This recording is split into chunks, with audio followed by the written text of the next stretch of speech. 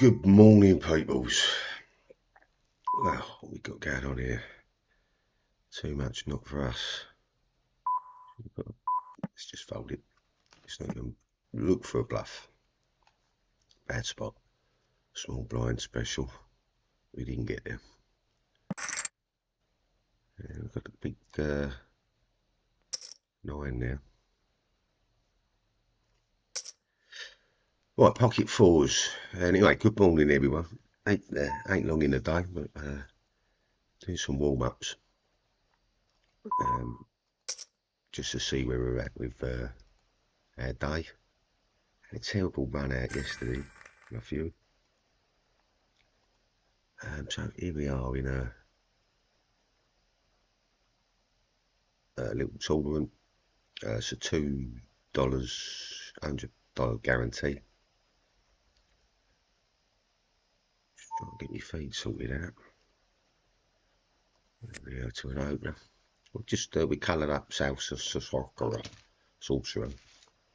Salsa Sorcerer 100 today. All him up. I've seen him 3 days consecutively now on about 5 different tournaments. So we've got his number up.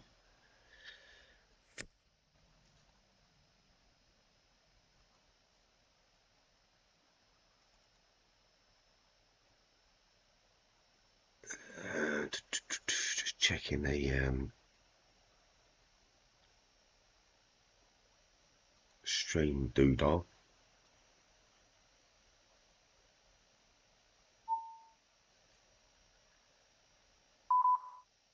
Currently saying no stream, but I know we are streaming.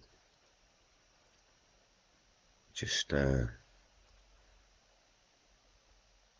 don't know if there's a latency on the output stream and then on the input and output from YouTube.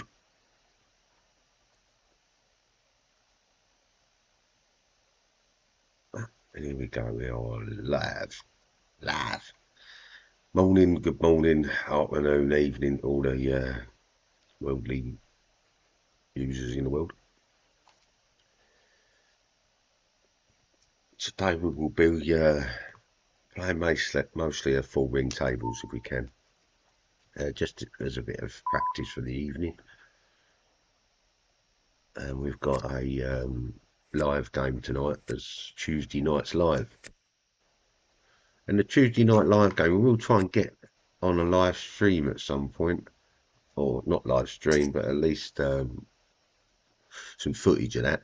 I'll try and set up some sort of cameras on my live table, and you can see what sort of play's going on there.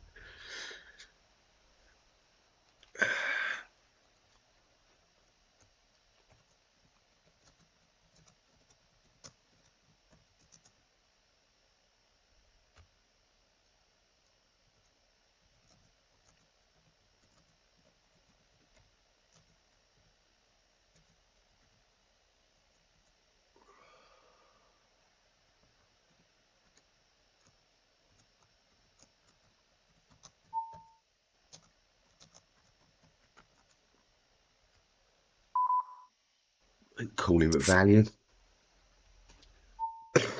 Be careful though, sometimes you are the value, which we are a little bit here. We've got to run a backdoor straight, but we're not going to get there.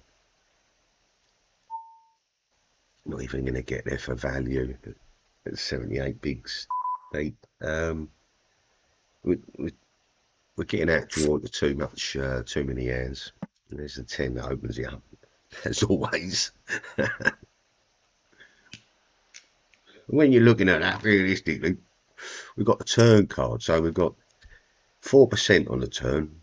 So 4 cards, 4 10s, 10 times 4. Sorry, 4 times 4, so 16%. I'm just not taking the odds on that, really, to be honest. Don't like it. If we got something else that opens up other hands, do you know what I mean?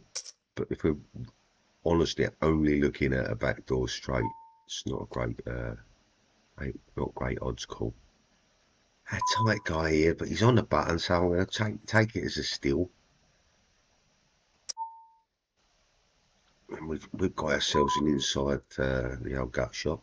I think we're just going to bet out on it. Single big blind. Just to see where people are at. He doesn't want none of it. He wants some of it. So we're now up and down straight draw in all directions. We've got 3 outs on it. I'm just going to do it again. Needed a 9 or a 4 obviously there, but we didn't get it. We're not going to wreck that ace because he's likely got one in his hand. Yeah, he has. And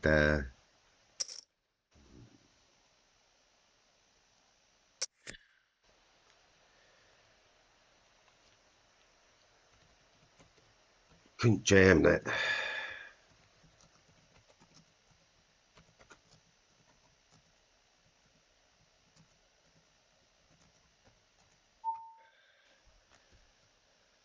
Let's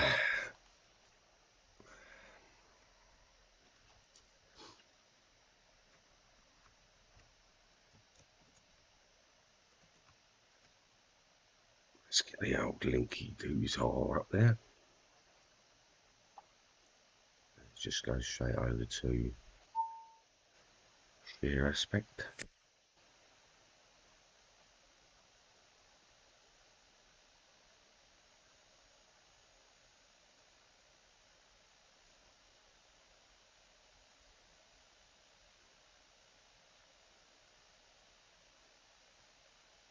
If we got something else that opens up other hands, do you know what I mean? But if we're honestly only looking at checking the stream, man.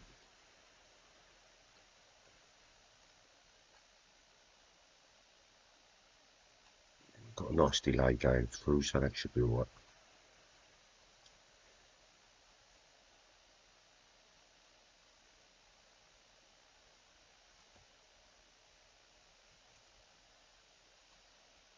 And let's just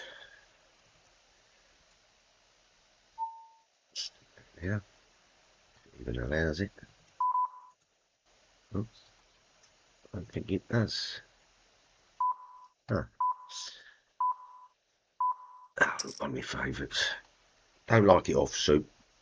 Doesn't stand up too great on tap, but it's one of those amazing hands though, the 10-8. It seems to fit into a lot of straight hands, and it's one of those. If we're going up to the top end of this flush, of this straight, then it's not helpful for us. If we come down to the bottom end of it, then it's going to be very helpful for us. We've got 2 blockers for that lower end straight. He's repping the 2 pairs instantly allocated, Jack King, or he's got Ace-X suited spades. Maybe even a set of 5s or a set of Jacks, set of Kings. Could be. He's under the gun though, so we could put him on Jack 5, King 5, 2 pair board. He's come checking there, so we haven't got ourselves any development going on. We're just going to thin him out with a continuation bet. He's quite happily paid for that. I don't think it's going away. I think if we it's checked, so we're just going to check for realisation if we've bluffed him out here and he's staying in the end. So he's King 4 suited. Just floated in with it. And just stand it open.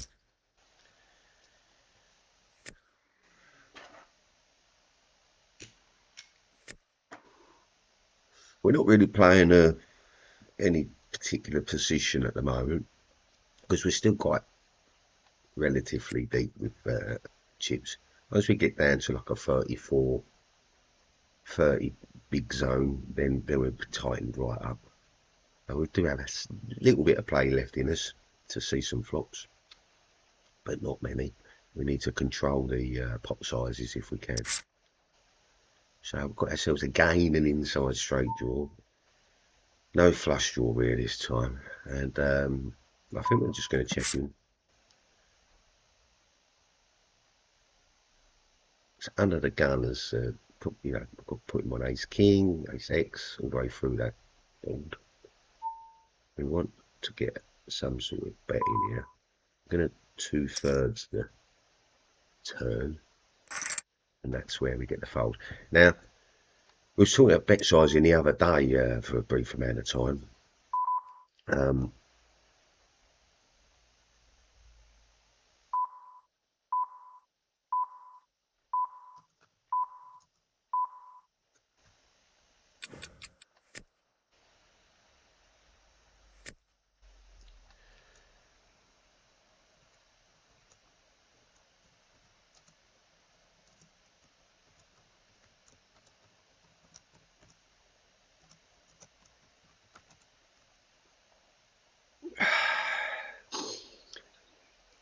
Yeah, fine. Come and have a look at the hand you folded to. It probably was in front. The thing with the bet sizing is you can think of it like a standard continuation bet of being around about 1/3 of the pot. Some hands will continue with like a 2/3 or 3/4 of the pot there with certain hands strengths, strong pockets and strong suited connectors, broadway hands, that sort of stuff. And we get when people miss boards, we get a situation where they do this continuation bet of the 30%, 33% of the pot, and then come to turn they barrel it again, another 33% or so, or half pot or whatever, but they're barreling. And it's a tell. It's sort of a leak in a lot of players' games. I mean, like if you went and had a look at my stats from this server from the Party Poker Peoples, you'll see a completely different stat to how I play in live situations, and that's purely because we're coming into these games in shorts, very small stats, micro stakes, so to speak. You know, anything under $5 is considered small.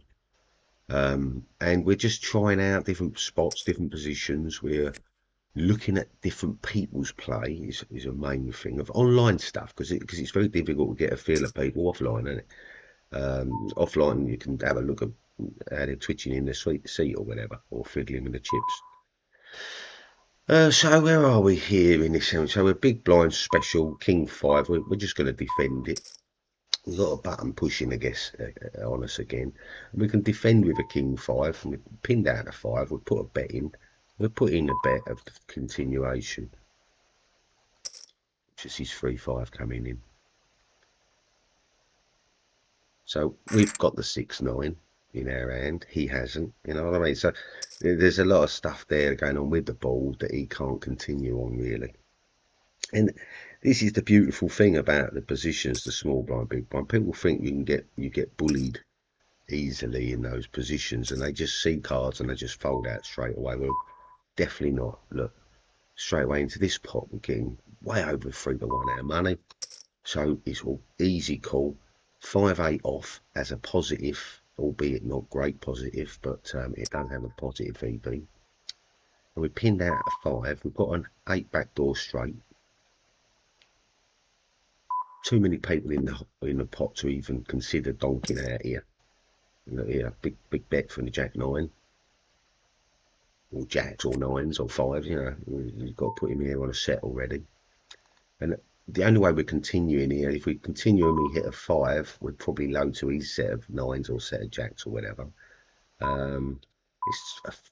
It's a 25% of our stack, so it's a fold. Look, it's a fold all day long. Sorry for taking time. Right, the pocket rockets. How we're going to play these? And we're on a button, so it's a great position for the aces because we can pretend to be stealing. Do you know what I mean? So let's see how he. Oh, we've got 2 barrels in, so we're potting up, but we're going to pot size down to about 7.5 to incorporate a call. We put the squeeze on, but not too much, because if we get fold, it's no good. We want someone in the hand. I mean, look, we've got a king 9 on the ball, which is never nice.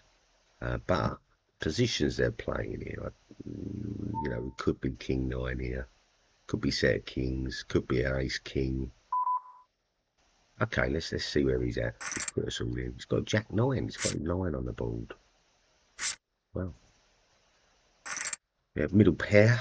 I can see what he's going for. The fact that we've missed 1 in 3 chance of us missing, or 2 in 3 chance that we've missed, and a 1 in 3 that we've got the board. So he's betting those odds. But yeah, strange bet from Toxis.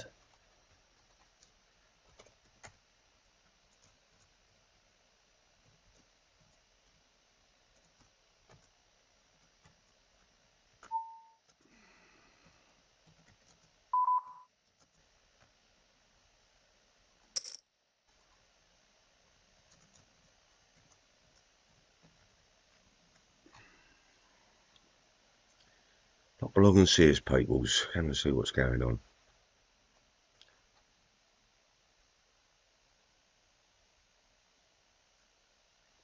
It's nice to get new people on the firm. Do drop us a line. I'll read out some letters from some people later in today's session. I've got some questions that's come in on email. And if anyone else wants to ask us any questions, please drop us a line.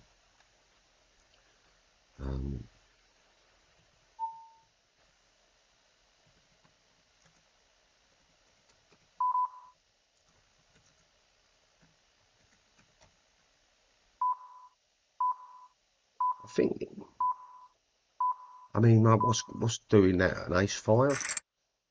4-8.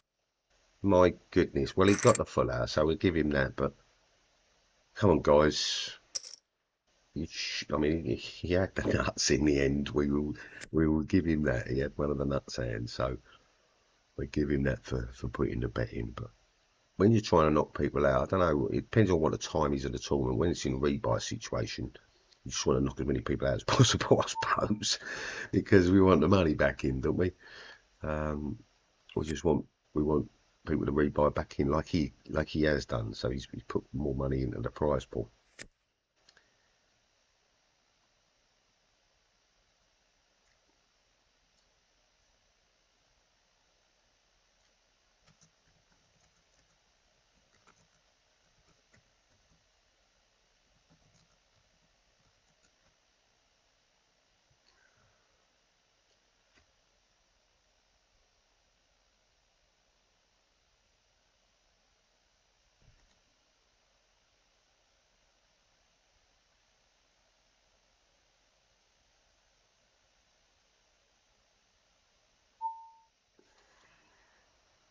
So yeah, talking about what people wear on the table the other day. Got one of my favourite hands, the 10-8, the Pink Panther, I like to be called. Yeah, I was asked the other day, is it true wearing sunglasses makes you win more often in poker? And I mean, only if they're prescription, and if you've been playing blind all the whole time. Otherwise, no, sunglasses just help you hide your soul, help you hide your eyes from the bluffing you're doing, bad bluffing you're doing. But it's sort of, if you can think of it, imagine this at a tournament. You're at a tournament, you're with some guy. He's wearing a hoodie.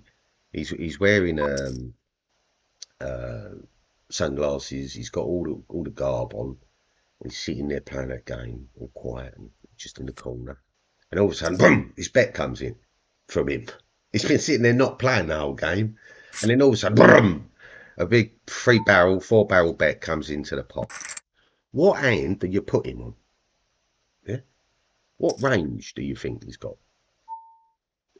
This is the simple thing, isn't it? So if you've got any of that top set of hands, aces, kings, ace king suited, ace queen suited, and that's basically it, you could call him. Other than that, where would you go? Where would you go on the board?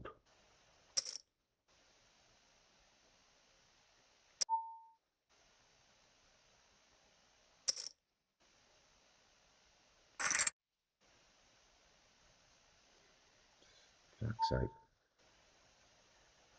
Oh my God, lost the will to live.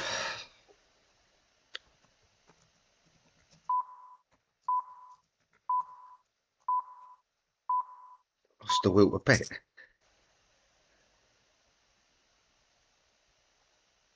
Yeah, so let's just calm ourselves down.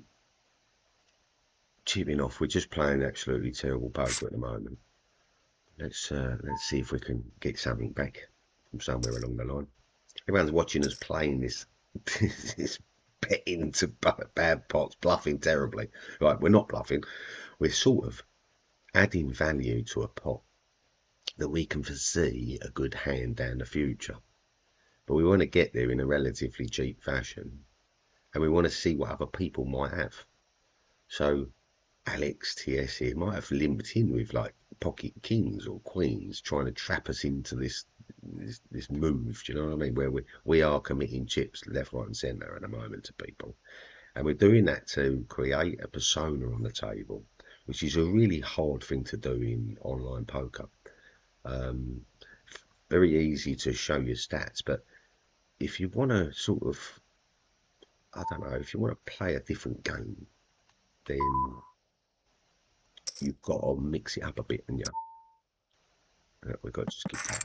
Just going to give it up. He's going to call us down to the ball, down to the river with whatever he had in his hand. So it's a shame we didn't make the straight, because I think Alex would have been all in there. Definitely. I think he'd have favoured the ace. He loved it. But again, no open from him with an ace 10. He was sort of under the gun position, so you do expect a little bit more. And when we limped, he just come through with a continuation.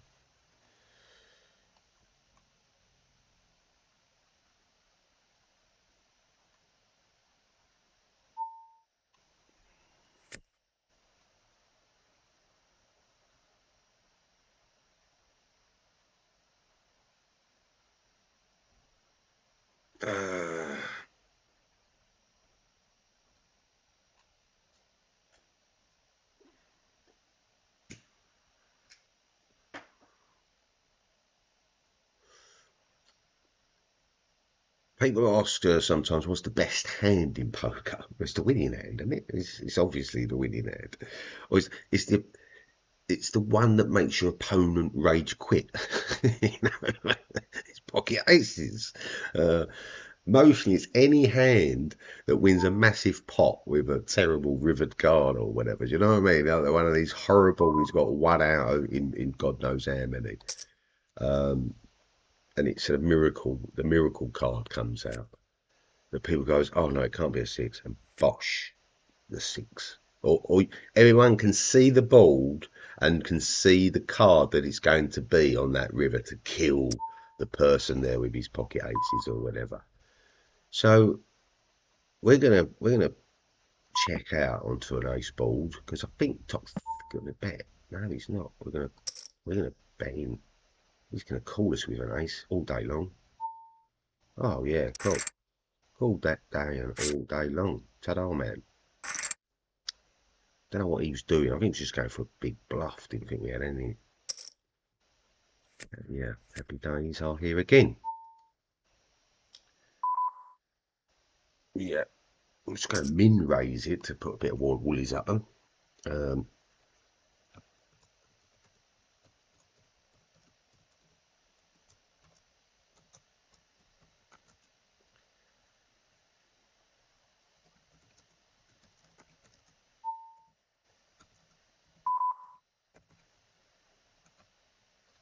Right, we've got nothing on the board.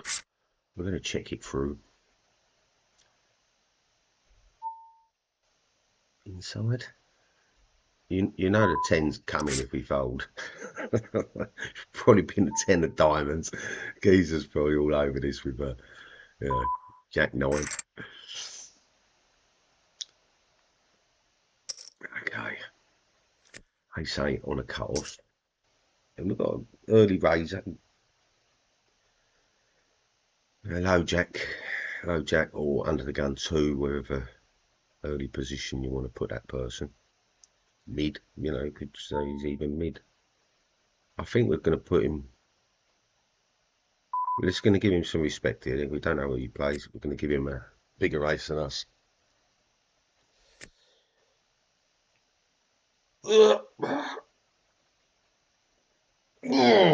when you know people a little bit, when you play with them a couple of times, I don't know who this geezer is here at all. 1608, a manga. 1608. What significance is that? You know, it's A6, A8. You know, it's a 6-8. Oh, I've got your 6-8 here, mate. Oh, we've got an all-in from Flame. Thing is, my hand stands up a lot better if I was the one instigating the all-in, but I can't because he's got. If he was an all-in, for instance, I mean, we've got fired into it. Thrill poker, we're going to mark up as a tight aggressive.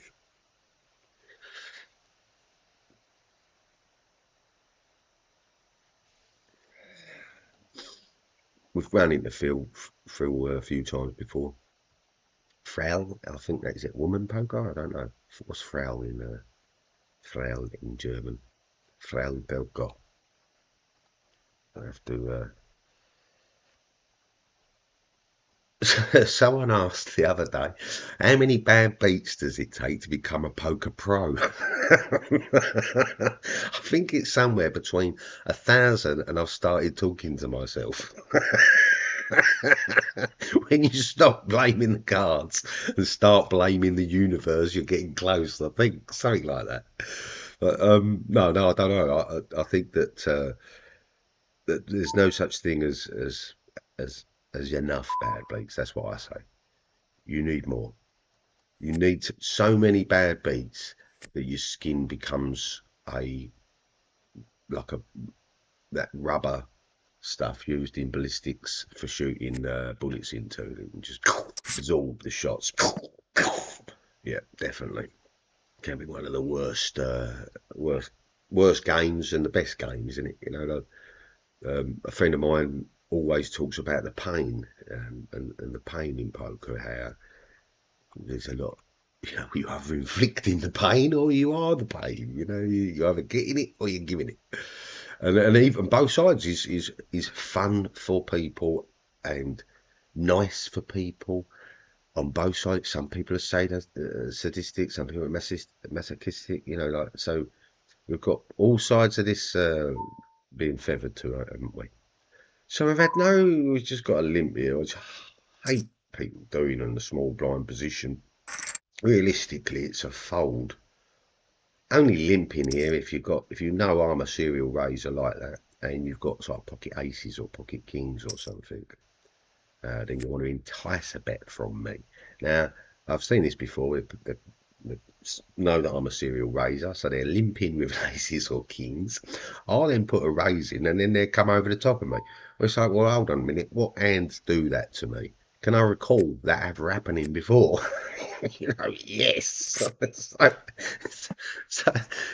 like one of these.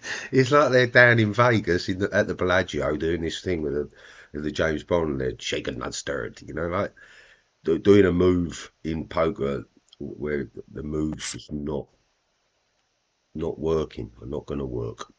And the real move for that person in the small blind with pocket aces or kings is to raise them, is to make a bet and make me decide whether I want to play or fold or raise them. And that's where they need to be with their hand, really. I do believe that the word in German, old German, that is poker, to brag or to bluff. So if it is that pocken, you have to, any Germans out there want to correct them? Right, so Chinky's now pushing us on there. I say Chinky, that's what I've got his name there. 1999, likes of 4-9, obviously, or nines, pocket nines. Come on, we're going to take him on with our pocket threes. They always trip out. We just seen him trip out once. Come on, the trees. Trees! Oh, we're running the races. 3-8 for fuck's sake. What's a 3-8 doing there, eh? I wasn't getting a 3 out, was I? Absolute fucking garbage. Absolute garbage. I don't know.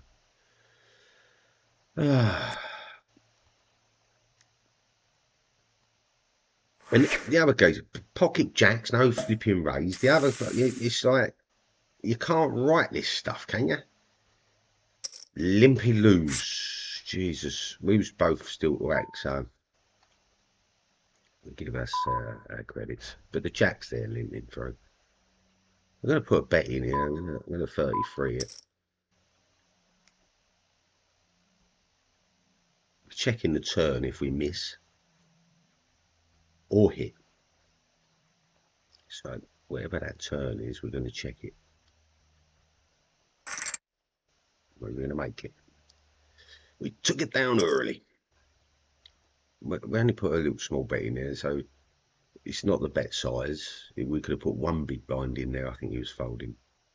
So we bet sizing, just, you know, like the reason we're betting is for value. We've got a limp in here, which gives us entitlement to limp. We might get a full family board going on here, and him with his aces or kings is serving right, won't it? When the jack six makes a flush or two pair. Oh, it's a horrible board for diamonds. We do have the up and down straight draw. We're just going to bet in a continuation bet of one big blind. 3 people in the ring with just 4 in their hand. Not cool. That'd be a straight draw more likely. Could be a top end straight draw.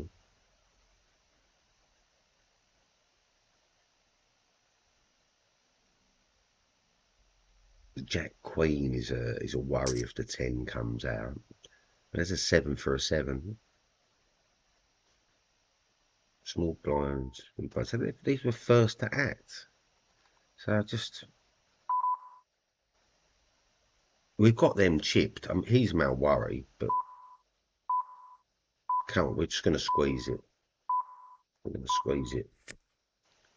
We're going to squeeze it. He's got it. Or draw him. Nothing. He's got it. Big end of it. He got the flash. Oh shit, mate.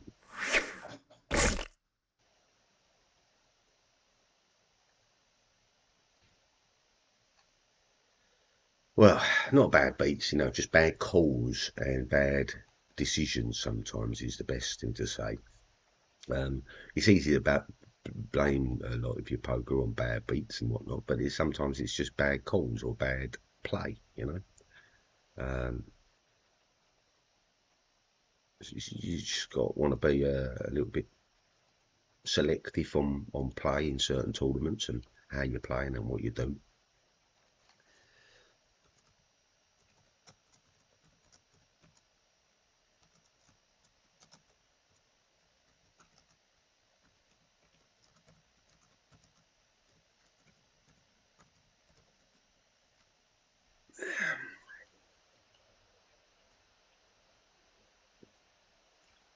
Got a 5-minute break. Let's see what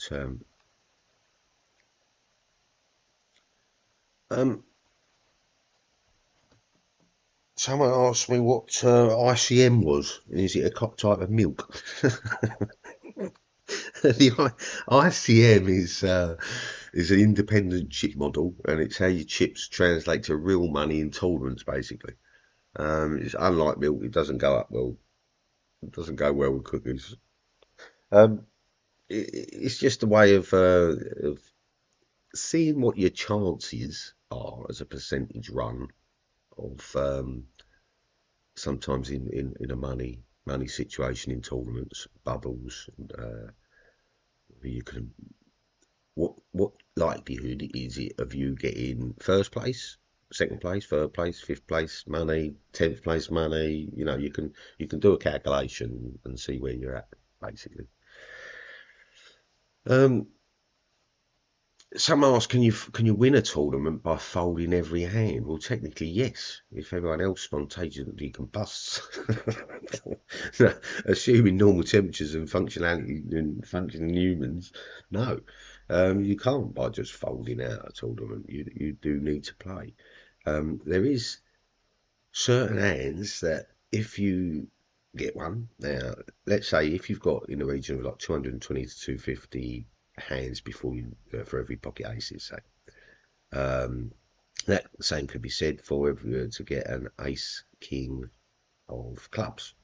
be the same situation.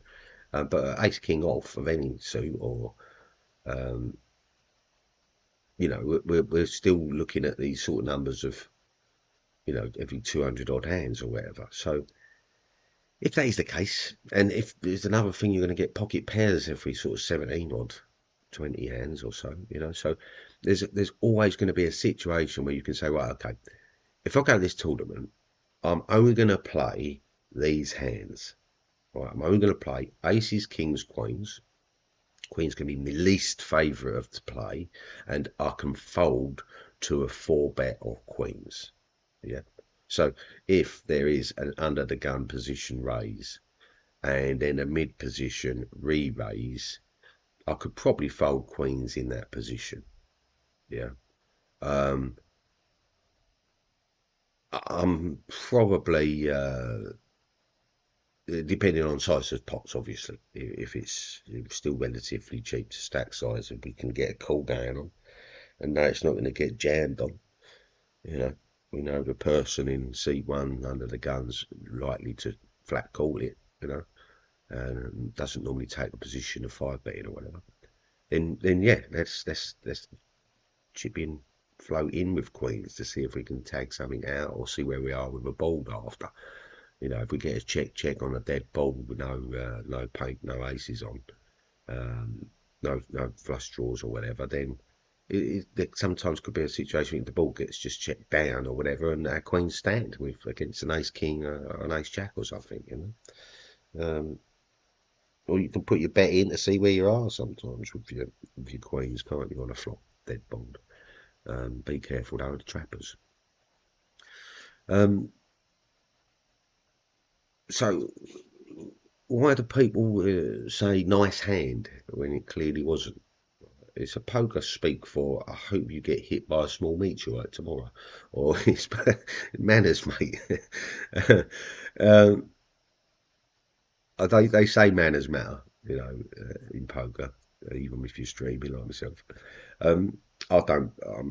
I'm a bit more of a rude, a wanker on the table, I suppose. I do like to say what I see.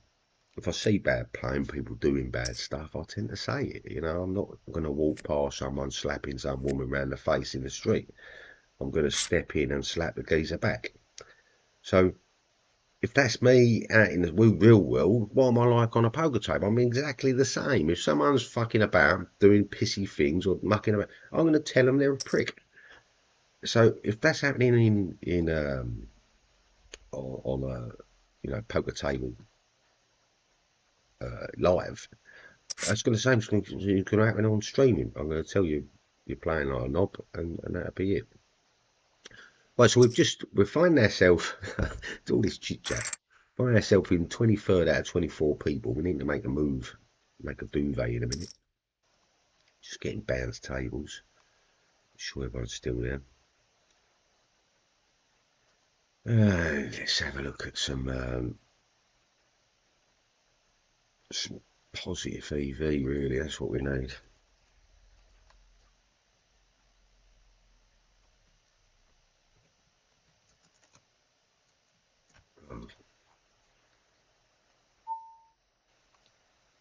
So 10-5 suited. Just me and the big. Yeah. And our hand has about 40% EV in there, expected value, about 40% range. But when we're faced with the small blind, big blind, and we do a shove bet with it, with anything between 15 and 20 bigs, it has an extra 10%, maybe sometimes, depending on the player, up to sort of 20-30% extra, because they have that fold equity. There's the fold equity behind it. They won't want to get involved. So a 40% hand becomes more like a 60% hand. And when we're talking 60% hands, you're like, oh, you know, definitely like playing those. So if you can get a 60% hand out of your hand, why not? Here we go again. Got a positive EV of around about 42%, I think it is. I think it might be a little bit 40 odd. Yeah, someone can correct me with that.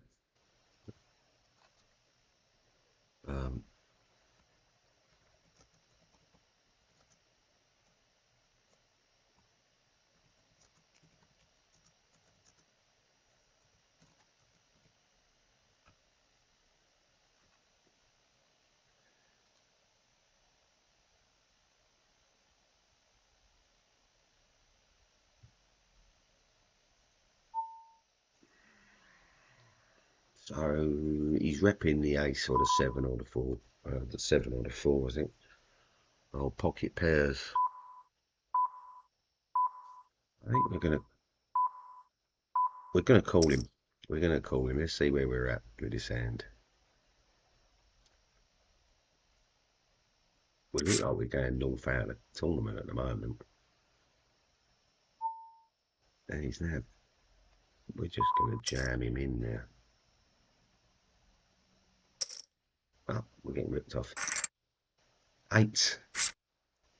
Wow. Got counterfeited anyway. Okay. Do you want to re-enter? Yeah, come on, let's re-enter. We're going to re-enter into there. We free rolled in to start with, so we're coming into a $2 tournament, second time for $2. So we've still got our thing. We're in 18th position, 25 bigs. We just look for a tight range. And tight range being sort of an undergun, 15 big range, you know, ace X down to 10s, ace suited down to 8s, pocket pairs from sort of 4s onwards, kings suited down to sort of 9s at 50%. We got queen 9s at 50%, jack 9s 50%, 10 9s at 50%. And then the offhands, we're looking at sort of king jack off, queen jack off as being a sort of 50%, and then jack 10 off, 10 9 off, 9 8 off are all folds. We've got queen 9 suited on our 50% hand, so we're gonna shove him. That's a 50% call. We're using our clock as a 50% marker. Anything north of the of 3 o'clock and 9 o'clock in there, so we're at 1 o'clock at the moment. Is a call. Anything south of that is a fold.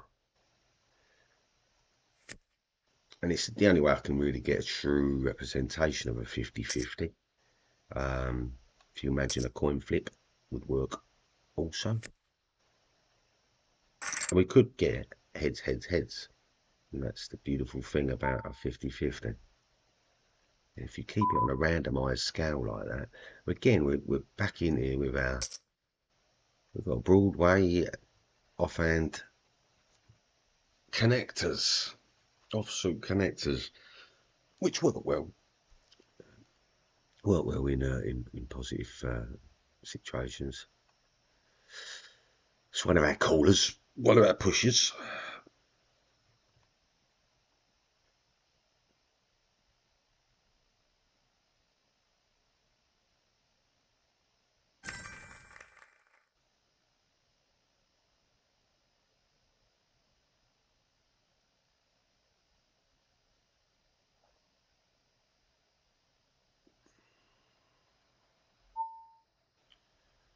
Our 10 free suits are out. We're out of there really. Even for the value of it, I think. We are the value. We pinned our 10. So we're just gonna put a bet in there. He's either got an ace or king, or he hasn't. He hasn't. He has the flush draw though, and the straight draw. Wow, way. Let's just give him everything. We'll just give him the world over there. Fucking hell. But that's poker for you. Down in Beverly Hills.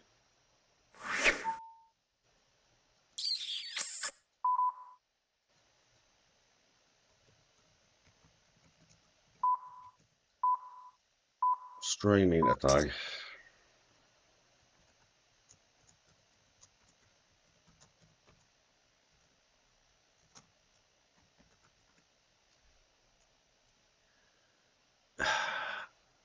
Oh, it's gonna be a luck.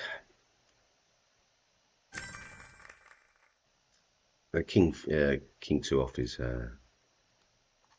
we're into the new shove range now, which is not 15. We're now into the six big round shove. Which is, I mean, I've just gone past a hand there, but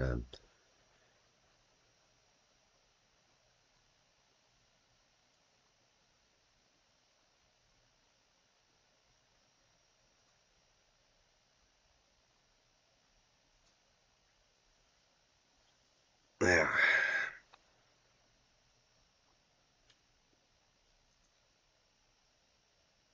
So yeah, we're basically on quite a deep range now. I mean, our king five off is probably our lowest king down to. No, I do tend to come down even. I tend to in the six big blind push range. I tend to include the kings right down to king two off, queen two off, jack two off. Sorry, jack down to jack six off, and jack five suited is on the other side of it there. Now we've got 10 queen off, shoving. Got to look at these min bet raises and that. It's not being traps at the moment, it's being bullies to small stacks. We've got to play our hands accordingly rather than, if we're getting under the gun raises and stuff, then it's going to be a different kettle of fish. 9-4 suited actually plays a little slightly positive, but it's not great positive at all. You see how positive it is now. There it is. Hold. Yep. Two paired in the end. You show you come up there at 35%. You know the hand between each hand strengths at the time when facing that. But here's the big but: the the thing with it is that you're not playing it at 35%. You don't know what these other people have been. You go all in with it. So again, the jack queen off. It does play around, positive AV at 1.02, I think it is. So it's in there. It's in the range. It's at 40.3% chance odds, right? So that will play at 50%. Yeah, play at 50%. That play a bigger hand strength than what it is, which is pocket pairs. Even money shot sixes, even monies. It's just, you're playing at that sort of rate there, aren't you? Who knows? So yeah, I mean, like to tighten up on a six big ranges, the you just dropping the queens down to six, seven offs, kings go down to five offs, all your aces, your kings down to five off, queen seven off, jack seven off, 10-7 off, 9-7 off, 8-6 off, 7-6 off. That's as far as you're going down there. So the 7-5 off is dead. It's a dead hand. I'm just going to check it down. He knows we're a bluffer. Call a bet. Make a bet. Ah, wow. Wow. The cooler hand. King 4 versus Queen 4.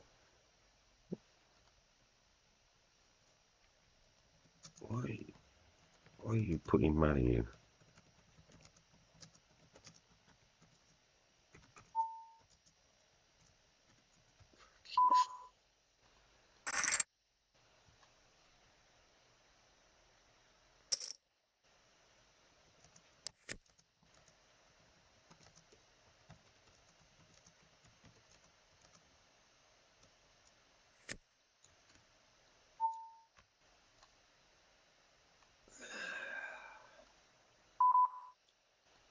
all in. Might get another double up off of someone in a minute.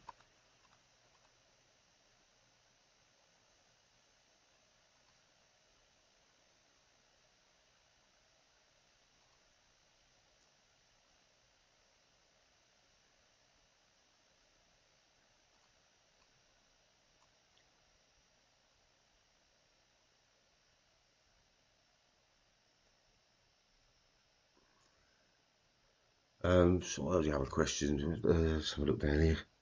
Oh, Mary from Dorset. Hello, Mary.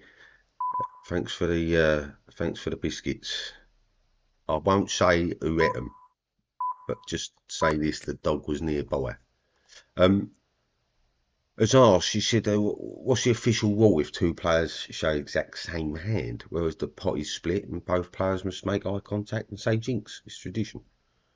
That's the normal thing. You sort of normally raise your glass and go jinx. Yeah. Ha ha. When splitting the pot, the only anomaly there that might happen is the pot might be of an odd number. 137. Sorry, there's 7 in the pot. Yeah, and it needs to be split equally. Well, they can't split half of one. So what happens is the person closest to the button for their left on gets the extra chip. So closest to the dealer, closest to the button. And the closest to the button is the person to the left of the button, not to the right of the button. That's the furthest away from the button. Unless you're obviously on the button, then you are closest to the button. Buttons. Okay, so we take ourselves down to an 8.7 bigs. A terrible bet. Where was we there?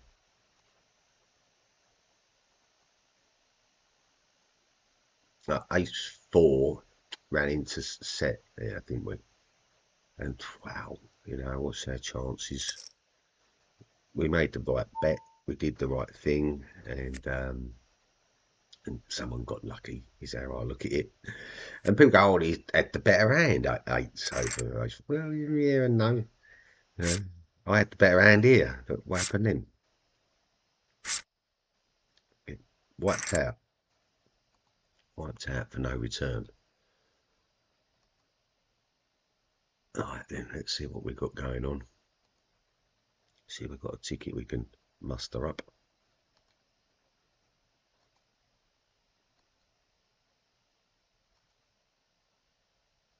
So we've added ourselves to a tour path entry, and what else we've got going on in here? So late reg, got a bounty hunter. I do like these little these feeders. Let's just have a look at one of these. They're great to test your metal, aren't they, really? Because you've got to not only win one tournament, you've got to win 7, 8 tournaments to get to where you need to be. Which is always good to test your hone in your skills a bit. So let's play this one like it's a million. So we're up for a mil.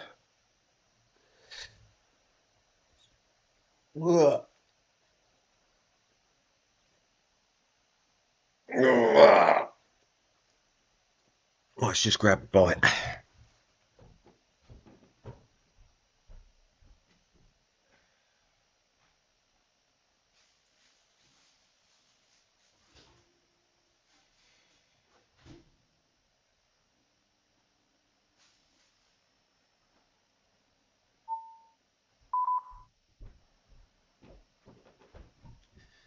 Oh, 8-7. 7-8 off, all in. We hope for a fold. We got a 6-2 call. Got the 7s right out the gate there. He ain't coming back from that. Not many blinks. I think he was quite short stacked. Oh, we're up now. King 9. We're going to go same again. We've got a King 7 call. Jack.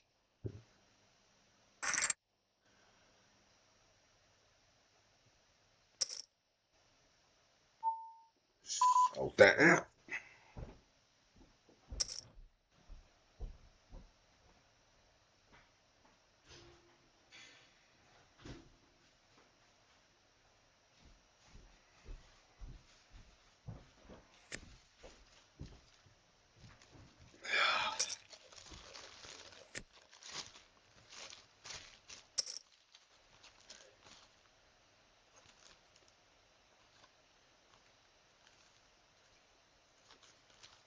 Hottest burger in the world.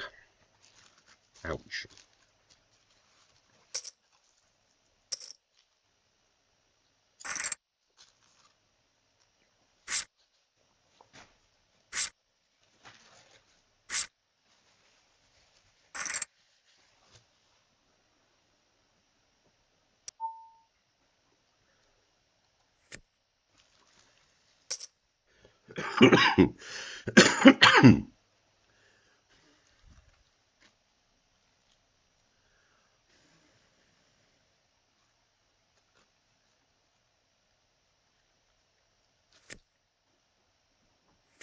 Hot, hot, hot.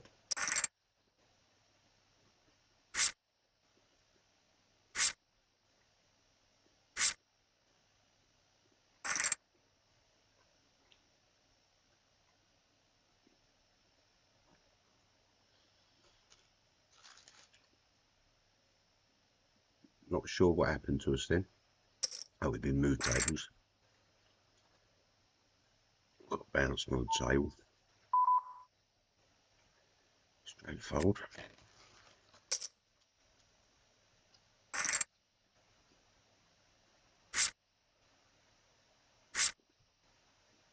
Nine.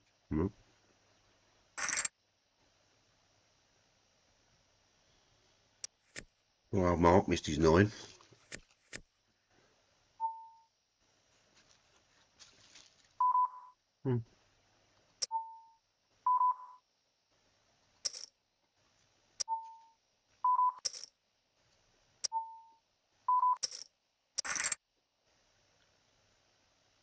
Not sure what he called on a 2-4 board. We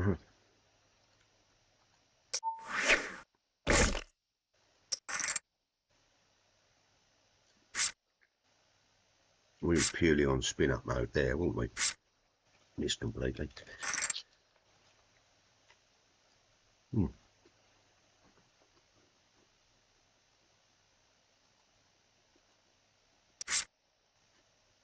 Come on, share your luck, Stan.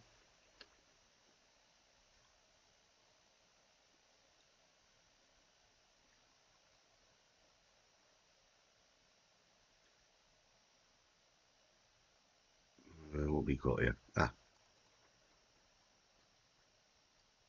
8 minutes for one to start.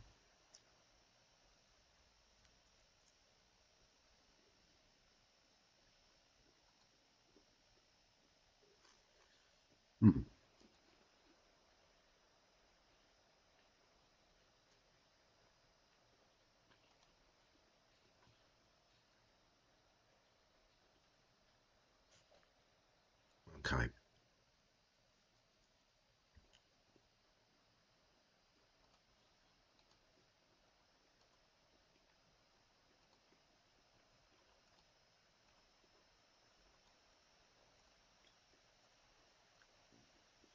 Maybe it will spin.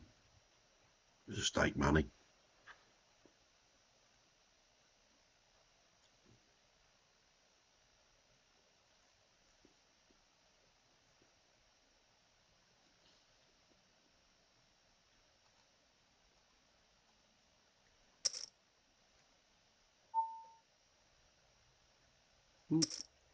Let's see what we're up against. Aces.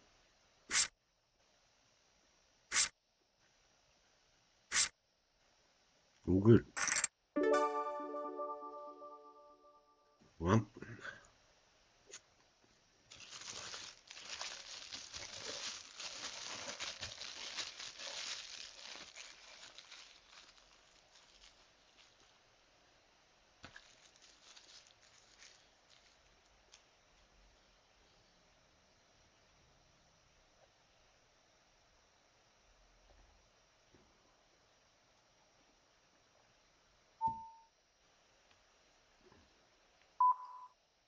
I think we're going to push our range, push our luck. Oh, got a call. Ace 10 this time. Wanna hold? No. 8 on the river. They've tripped out on us 4 times in the last 2 days. 8s.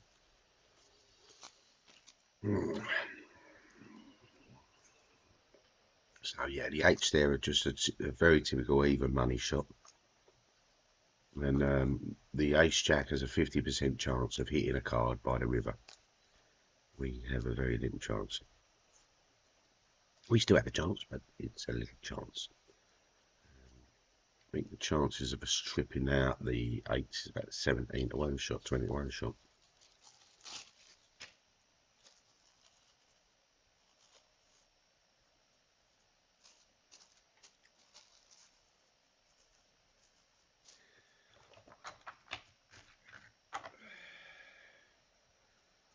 This week we're smoking mainly Agent Orange. What that means, I don't know.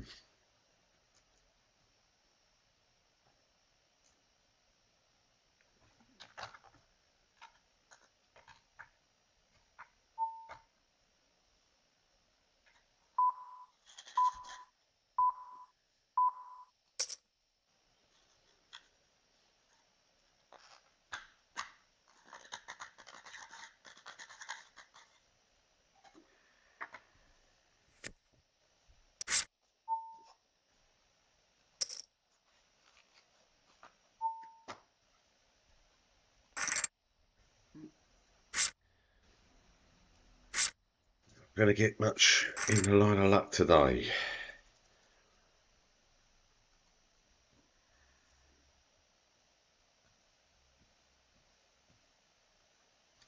People say, oh, why'd you call that? It's obvious she had a king. Is it obvious? Is it obvious? No, well, of course it is. Well, it is now you've seen the cards. Was it obvious before that? Oh, yes, that was because of bet size. No, is it? Is it not how you bluff as well? And what chances have I got of her bluffing? Does she have a chance?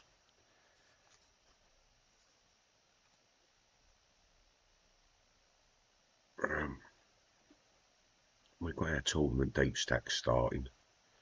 We just play this one hand out.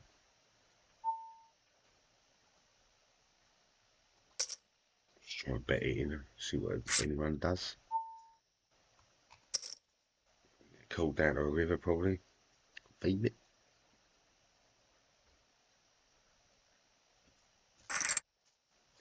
Also, if they've got a hand there and I've bet 20, they normally don't like him, want to raise you. It's a normal thing.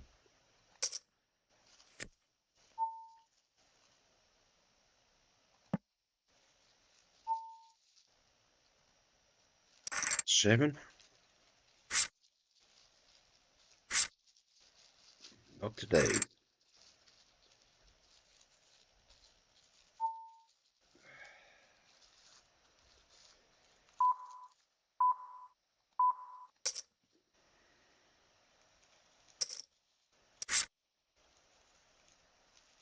Most we hope for is a 10 or a flush.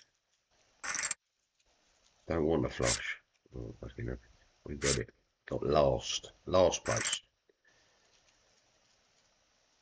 Right, no more of that.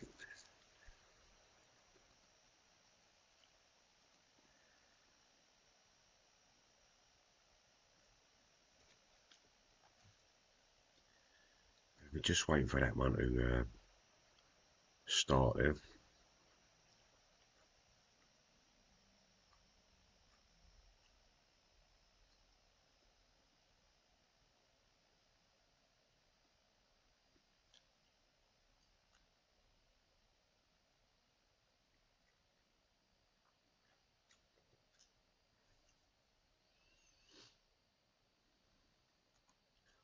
Bum, bum. So I won't pick him in nose. Just rolled in a spliff.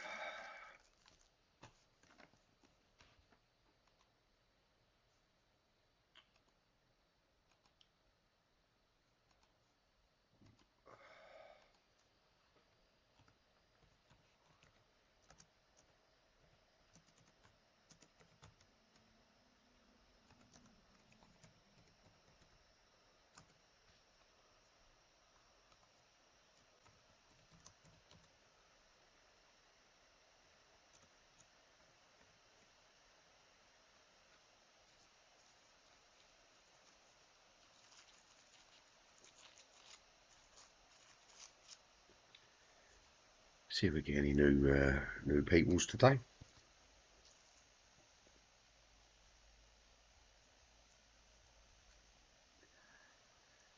I don't understand how some people don't go straight off and have a look.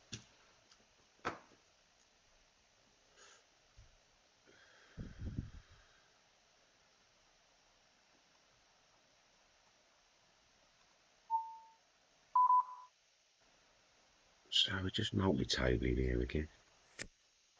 We've got a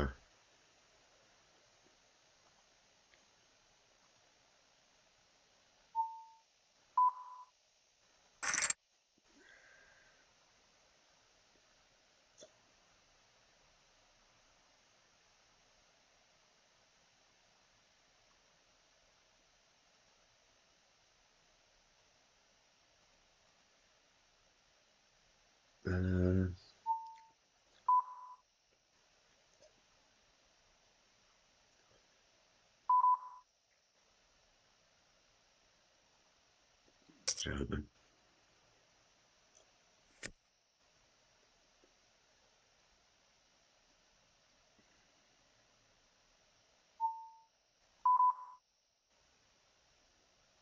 Not getting asked any questions on this one. We're still going to bet out on that free. Let me check that. Check that. Jack 5. Jackson 5. Yeah, saying, still want to raise us, still want to ask any questions, just happy to just cool down on the river. Very strange, but true.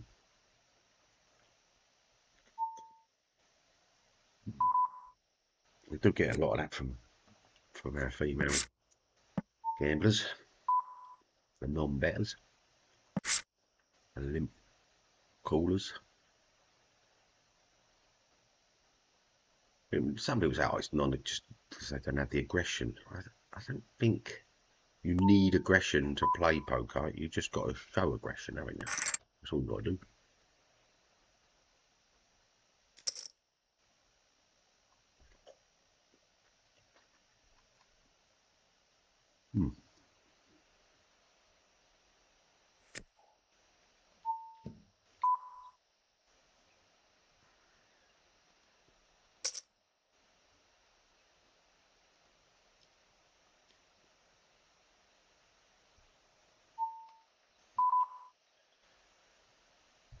So we've got a limping in over here.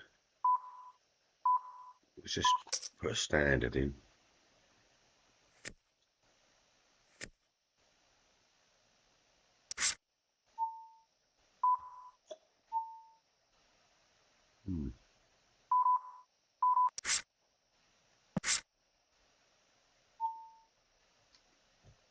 Got a jack, that's what he's saying here.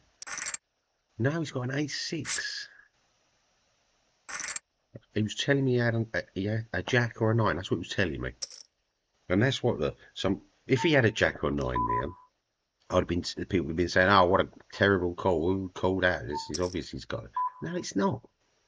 People bluff. That's the game. It's a brag or bluffing game. I don't think he was bragging properly.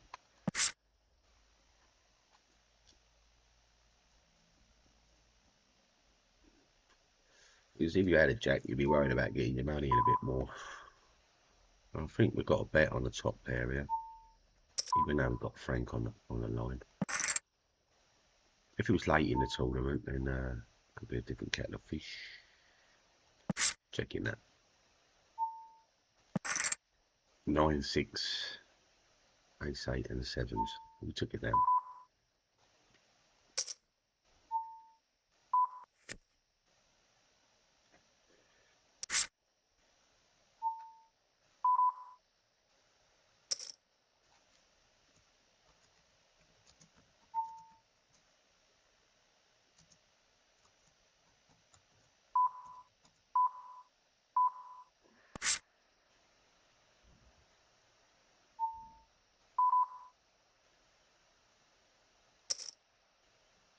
Snap call if he's got it.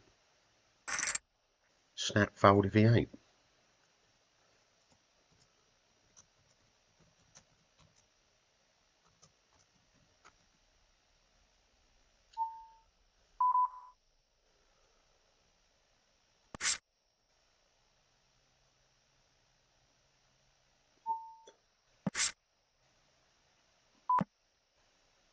We're not even going to call. We don't have a dog in that fight, do we? No club on the board. Only a queen to show.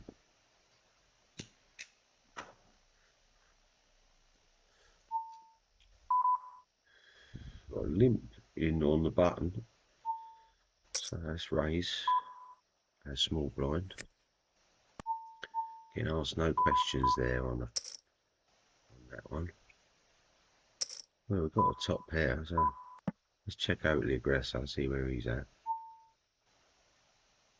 We've got middle pair on that board.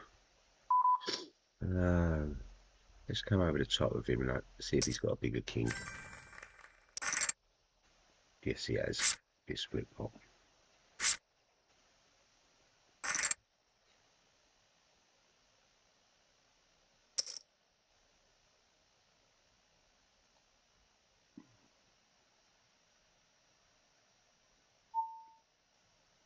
So 7-6 off works a little bit if we can hit a nice flop.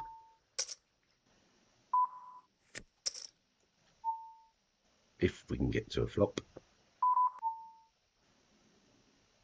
Don't like the hand now. I'm going to fold it. Great bet from Raymond. Hold out 7-3.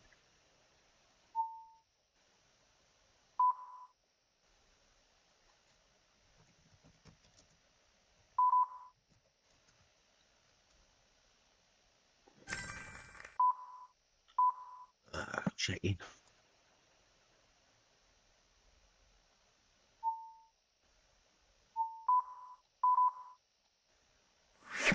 I'm going to raise him up there.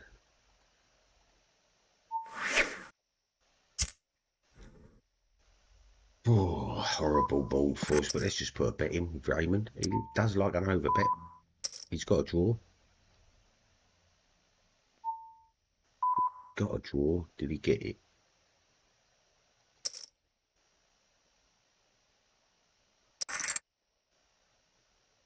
Paid us off. What did he pay us off with? Let's just have a little look there. So he paid us off. I was just going to check this out.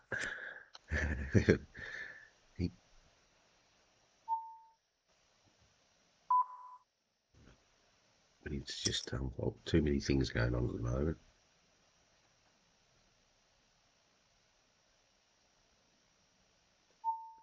He paid us off with a 6, A6.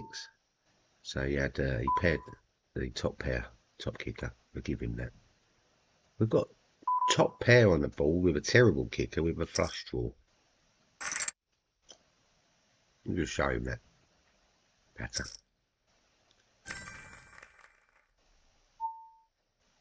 I folded it straight out of queen. The gay weight of the queen 3, actually plays in certain positions. If I was short stacked there, we could should jam that up. We're going to call the pressure from the bluffer. We've got an all in, so he knows where he is. Well, he's gone all in and all for 9 bigs. We're calling him with a jack 8 suited. It actually has a very low positive EV, but it's still positive. Not to but it's a race. We've got a complete race going on here. We've pinned our 8. Stick the 8. Oh. Runs out straight of us over there, look, and he had the 10 bigs. So annoying. We had it held. If we could have just held it, would have been nice. And apologies if you're watching one stream and I'm talking about another at the moment. It must be a wild view. Jack 9, if you're in with me here or not. Jack 9, I don't like nipping into 2 nicks. Give her a shout out or give him a shout out. Shoot it! 2 Nico. Are you Italian? Is that an Italian person? He wonders. So all we can do in here is rep this board. I think we're going to rep it straight over a 2/3 bet.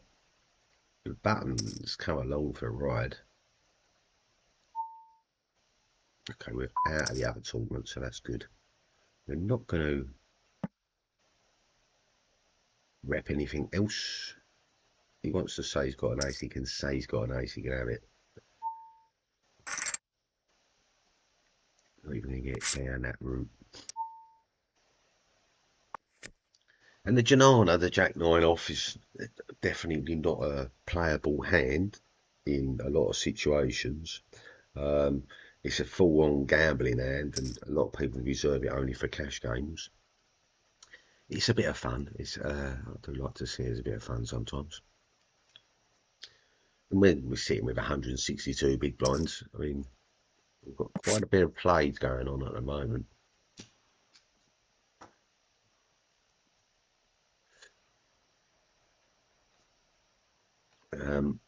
Yeah, quite a lot of play going on.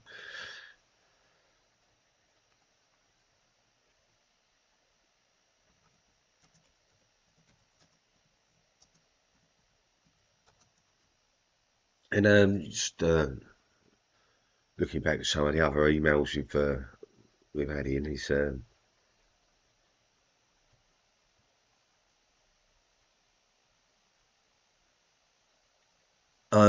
people talking about how do you balance your river check raise bluffing range.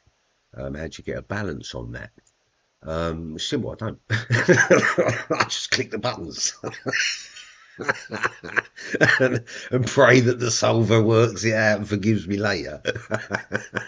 No, if you've got to balance your river check raise bluffing range there, and sometimes what you can do is play certain cards only 50% of the time, or 30% of the time, or 25%, or create some sort of randomizer, odd numbers, even numbers, whatever it might be, to give yourself.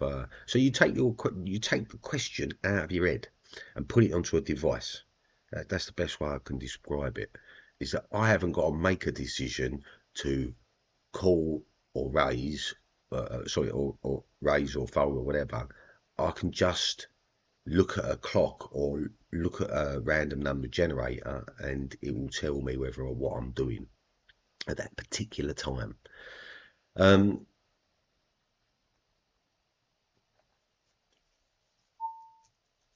Yeah.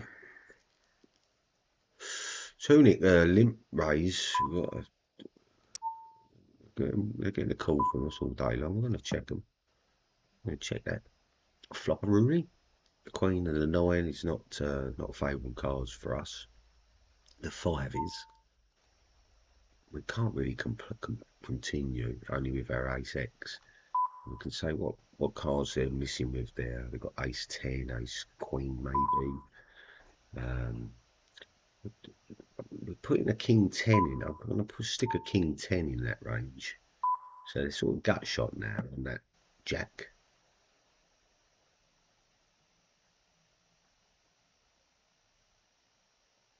King 9, King 10 is all over that board.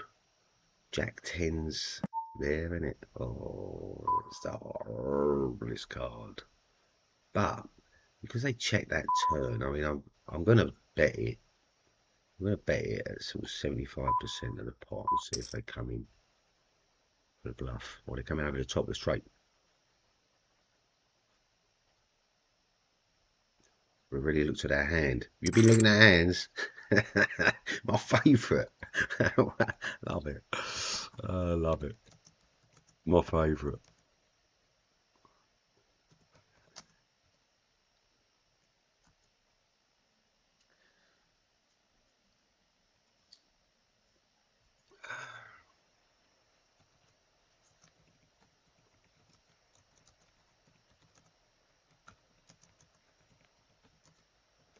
I was just trying to fin bet then, Tunic.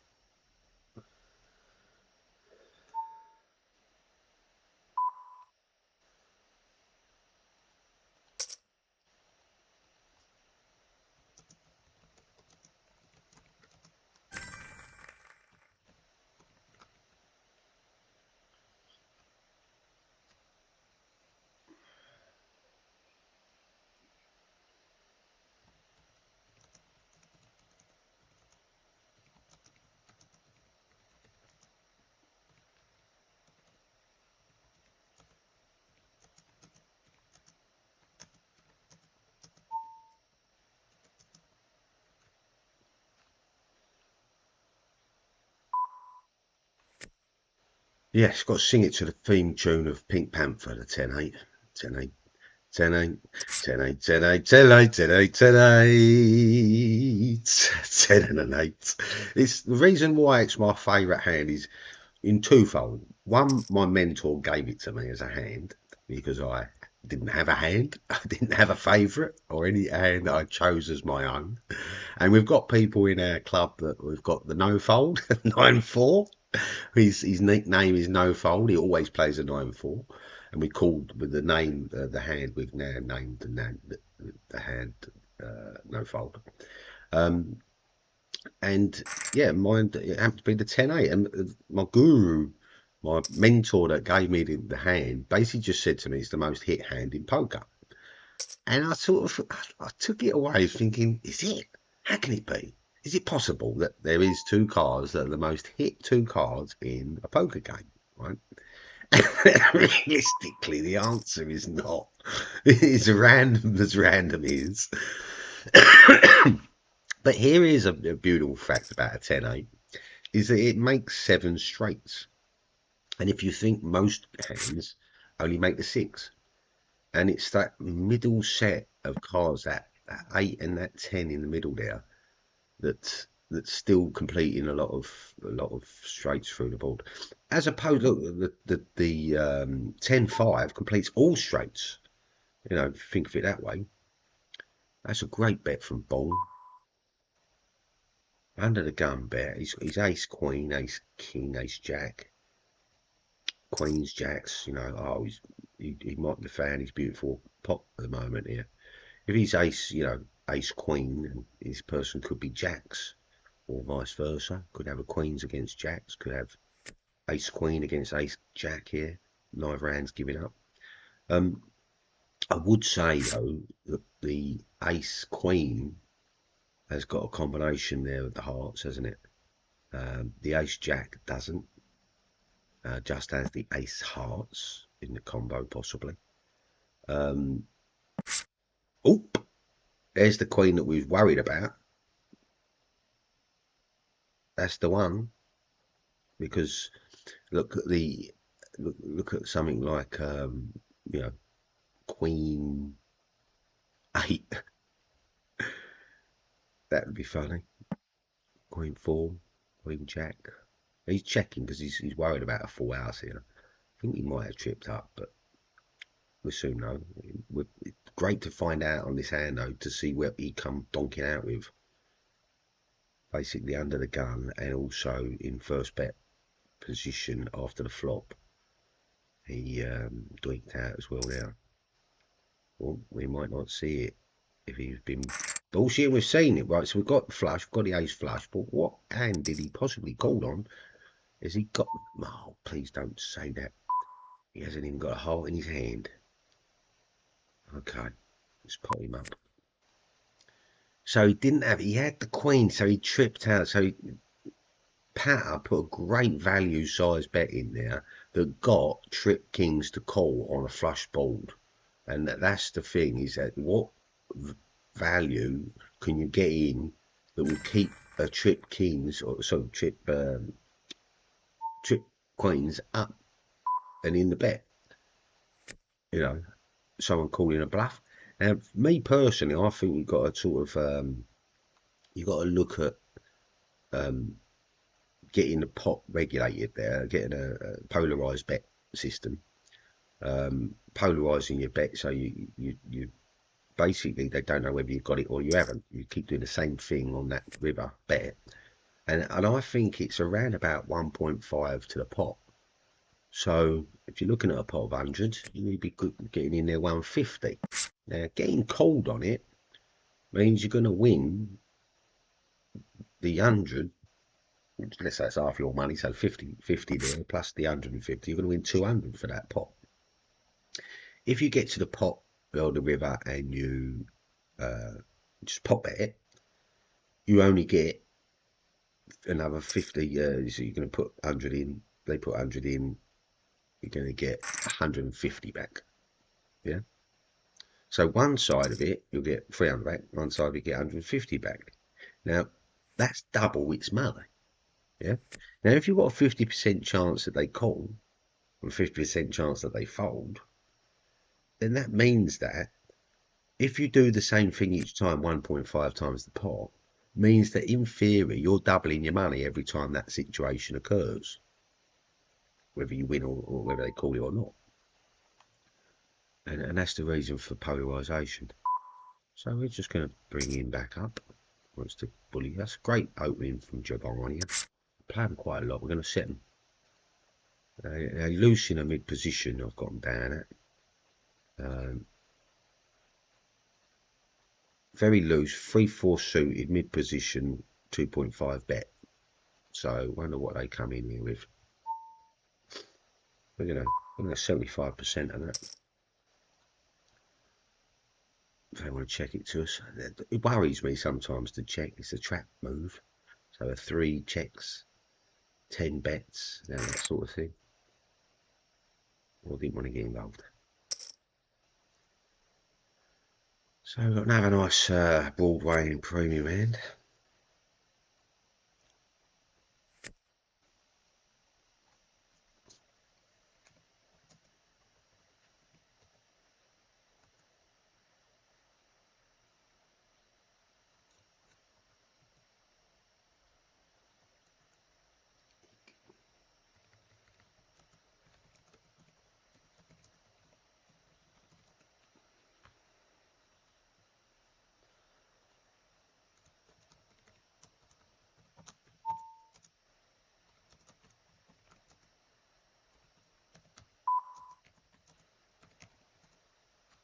Right, what we've got going on here. So it's, we're going to bring pot. We're going to bet in with the Jack Queen. We've got to cut off stealing position. Just watched Giovanna weak play their position there and see some blind taking maybe. I'm never gonna just let them limp back. You know, I'm not gonna just flat call that ever. So, oh, flipping out. He's put us in a tight position here, hasn't he? What is this? It's a $1.10 rebuy tournament. I think we're calling him. Yeah, let's call him. So, not great odds. A spade be nice. Well, oh well.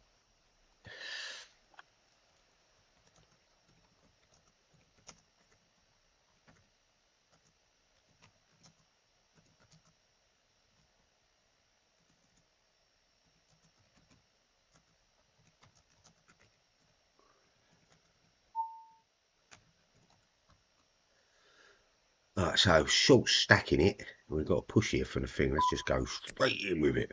We get a lot of hands to fold instantly with that.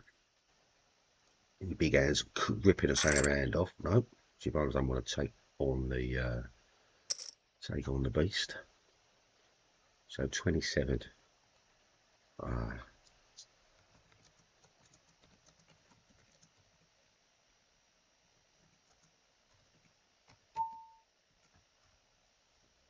Do like short stacks, but all we've got an under the gun range from Bong.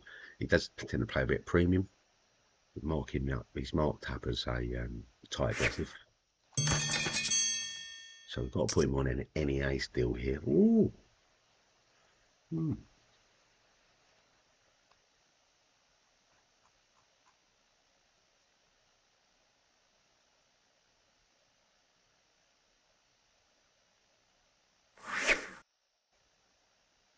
So we've got to put reps on. Eights. Oh, an ace king called.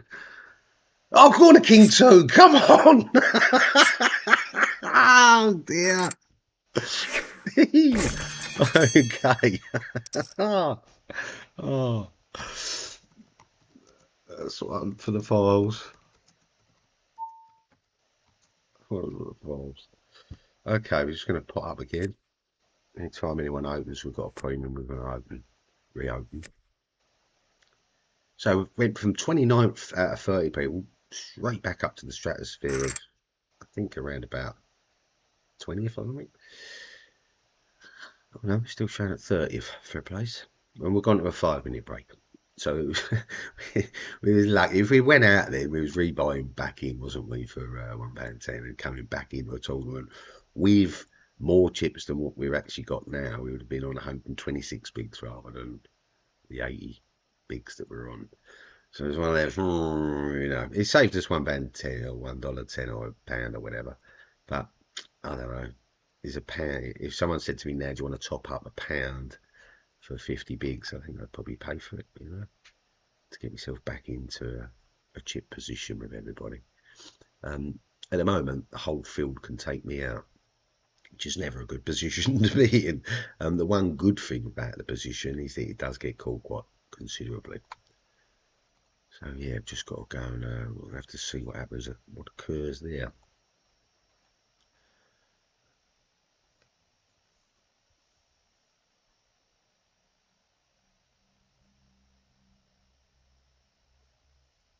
So someone asked me, should they always flap the small blind versus a button open with suited connectors? And it's no, really. You got to mix it in with some free bets, or they're assuming you just back on the you know, pre 2015 or something. I don't know. Yeah, no, the old way, the old style would be to realise gains of poker, but the new style of poker, the new youngsters on the block, are playing a poker that is asking questions of everybody on the table at all times.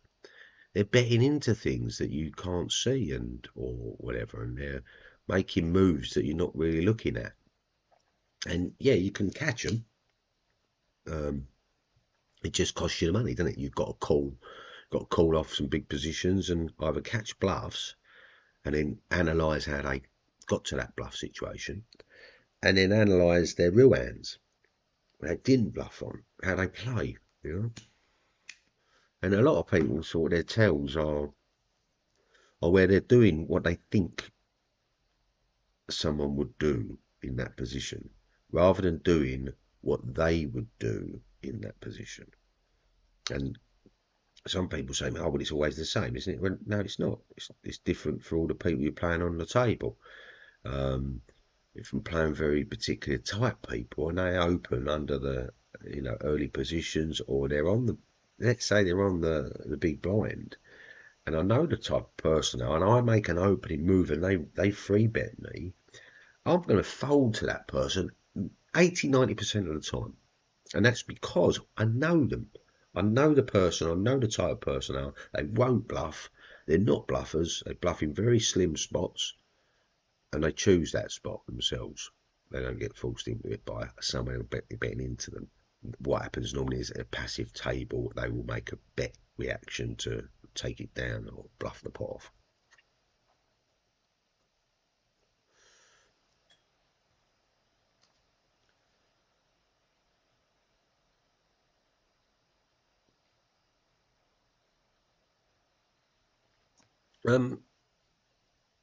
So people's asking, is it still okay to isolate a limp at 20 big blind effective, and and only if you getting called a jackass half the time? Because it's things like a jack 8 offsuit, you're going to let through the door, and you're going to limp in all your limping ranges.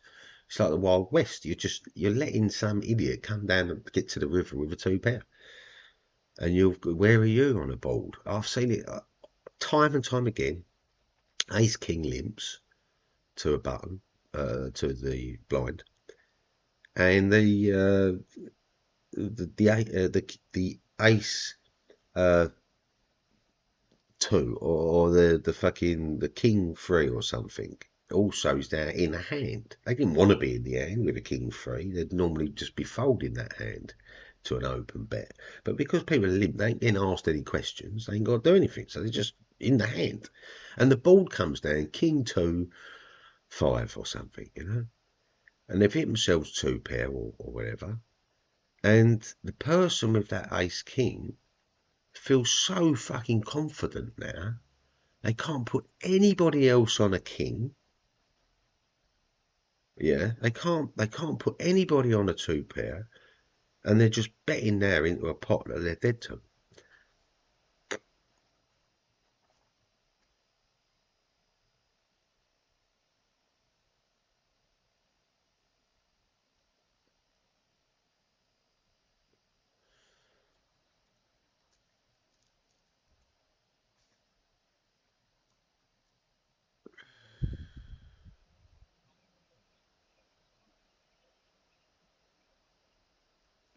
Um, People's talking about like, and again in these low stakes games, talking to me asking, do you use a mixed strategy, strict GTO? When you got the people in these leagues don't even mix their drinks, let alone mix strategies. So it's like you can't you can't kid someone who doesn't know they're being kidded, or you can't kid a kidder, as they say. Um, I see it time and time again. You've got to know your player, right? So, firstly, I tend to, if it's a new player on the table, I have a little chat with them. If I say new player on the table, it's someone I don't recognise. So it could be I'm talking to the whole table. I'm having a chat with every person on that table. It might take me a couple of circuits to get that through, but I need to have a little chat with everybody. I ask them similar types of questions. Do you play much poker then? You do a lot online? Um, find out where they play, what they do, and all that stuff. So look, we're going to mix it up bong here a little bit. We'd normally free bet that range, but we're just going to flat call. We're going to check him over. We're going to bet for value on the flush draw. We're going to bet on an ace high. And he's got ace king limping. Wow. So funny. So funny, Bong. Literally just spoke about it.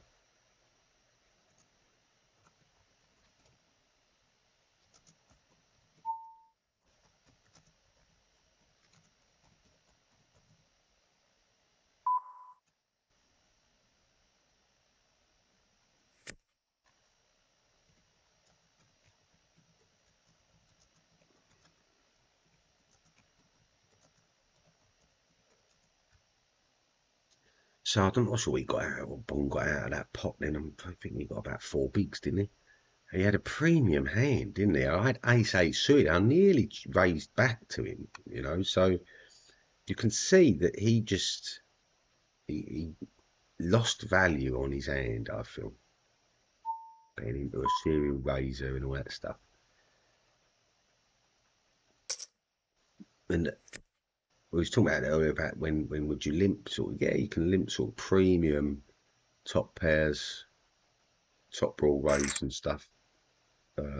So some positions, if you know the people you're playing.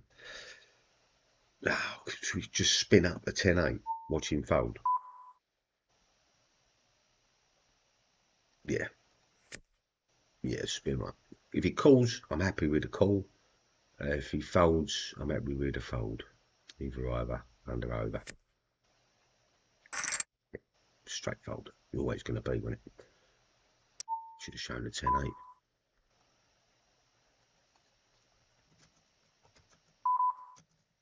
It was 10-8.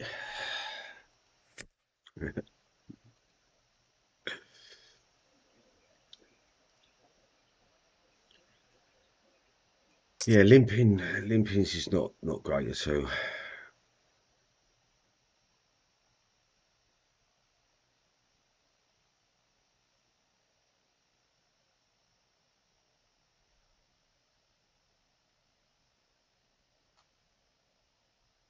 People say to, what's the GTO response to a check raise on a monotone board? Fold everything, run to the hills. Yeah, you fold everything but the nuts, and you will to live, basically. 7.5 in. I think you pay for that if he's open too. Yeah, come on, what you got? Ace Queen. Ace Queen he's gone with. Bit of a mediocre hand. Oh, he tagged the Queen on the river. Okay. What's he waving for us? Why is he waving at us?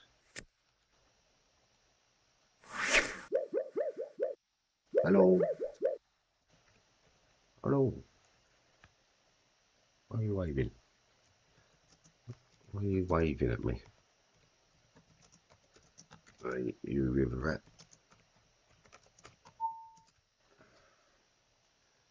Didn't even have a pair in your shoes. You didn't even have a pair and shoved. You knob. Yeah, come and see FreeDeathTV, mate.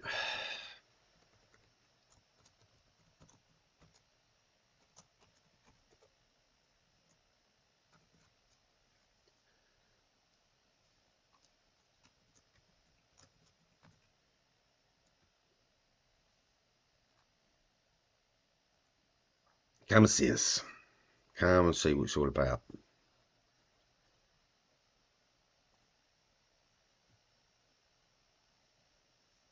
We're live at the moment.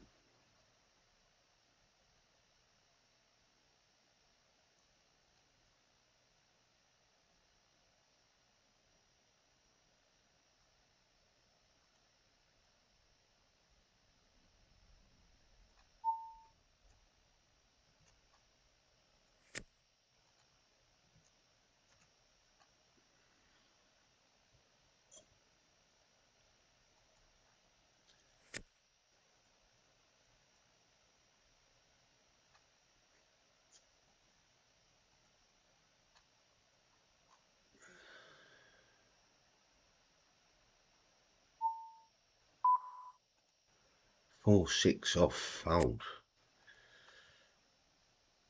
So anyway, back to 99 bigs. 99 bigs to go. 99 bigs to go.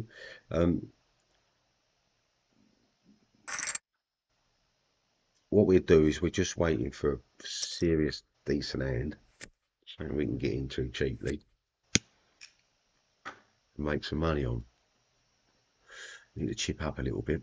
Don't feel comfortable in a mid-low position on the table, even though we're only at 99 big stage. Some people would sit down waiting for hands till they're down to like 50 bigs, 25 bigs, and then their shoving range comes in. Also, the persona that them players create on a table is quite remarkable. You know, like when you see someone who just don't, you know, like, and Tunic, let's have it right, Tunic's a great player there. They haven't played many hands at all. And, you know, they're just under starting stack now, basically. You know, so, I mean, yeah, just under starting. 2-9 suited doesn't have any positive to it. Might feel like it does, but it doesn't.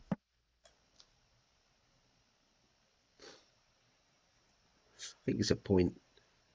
I think it's less than 0.01.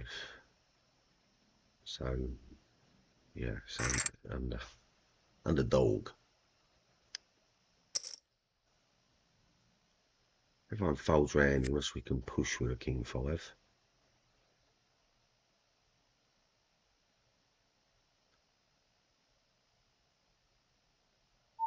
Yep. Just make a nice standard raise. And what will happen is once Tuning or Pat start watching the stream or doing some stuff with the stream, they see the hand ranges that we're doing this with, and they push back with us with certain ranges, which is all cool. The 5, king 5. Now, because they've done that, it puts them on a certain range there, doesn't it? And now they've dropped their back down. Why is that then? Okay. They did that so they get a raise. Okay. Okay. Whatever you think, you little fish. Fish shit, pal. Fish shit, mate.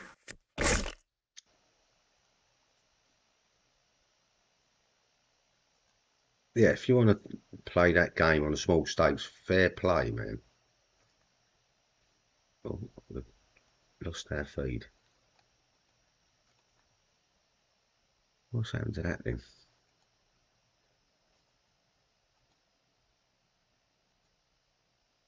There it is. I don't know how long that had gone for.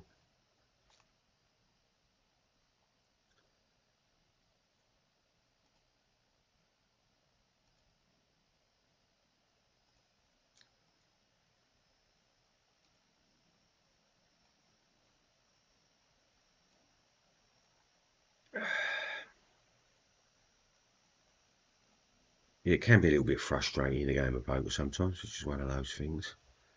And power just, you know, playing position, add the nuts, add pocket, big pocket pair like kings, you know, that's their range there. To be doing that with. Anyway, down and out in Beverly Hills again. We're just going to look for a shove range. We'll take the 7 off there and put a 1 in front instead of the 7. Make it 14 bigs. See where we're at with a gambler. 2 3's not a shove. Not even limp raise, a limp call or raise or anything there. You just got to really ditch them sort of hands. They look attractive sometimes, but they definitely aren't.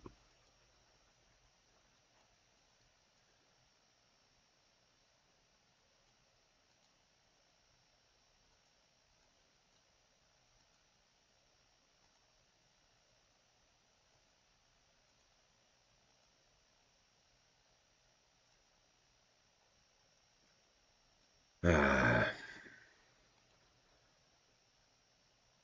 let's see where we get to on the table eventually.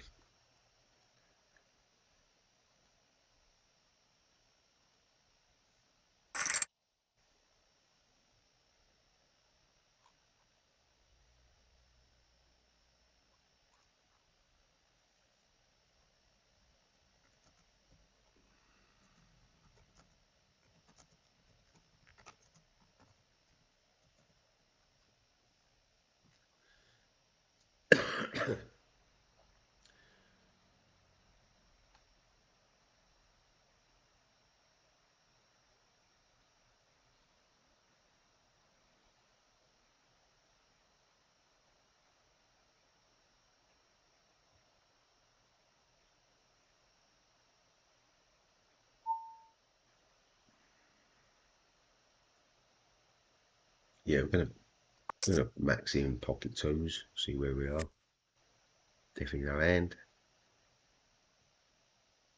So drawing hands, ace X is a call impossibly, like we've seen with the ace queen. All pocket pairs, sort of 8s and 6s north are calling.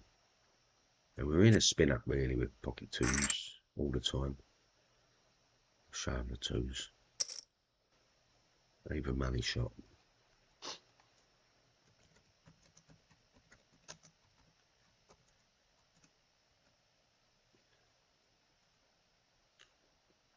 We've got the 10-7 off, the Grano's favourite hand. Why is it his favourite hand? I mean, in fact, it's not his favourite hand. The 10-7 spades is his favourite. So, you know, call it grim. Well, 1 4.5, we're just getting 2.7 to our money sort of thing. So we're sort of on the cusp of it. We've hit a 10. We know that in that range, 2 nicks is that ace all the time. And they're going to bet on it all the time, aren't they? Whether they have it or not in this position when I check over. And that was where I should really put a 1 min bet in. Now, if they've got King X, which is sample size, the pot, which is 33%. Oh, no, that King doesn't help us at all. The best we can hope for is a Jack 9, Queen 9. You know, I don't think she's opening in a cut-off hijack position with a Jack 9. This is Jack 9 suited. She's now doing 4.2 on a pot, which is half a pot size. Is a proper value town. I'm gonna call her off. I mean, she's got it all going on here now, hasn't she? Any Jack completed.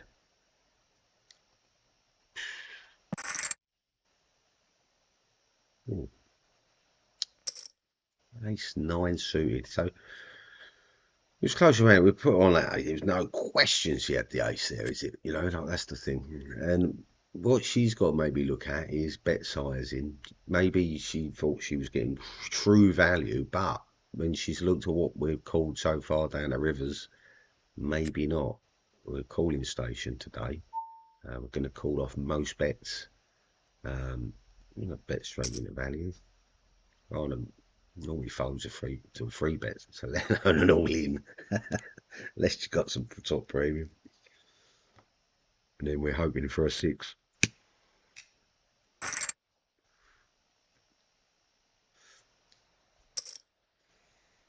7-8 off on the cusp of it.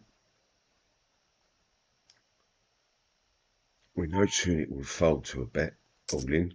Pilgrim's a little bit of an unknown quantity at the moment.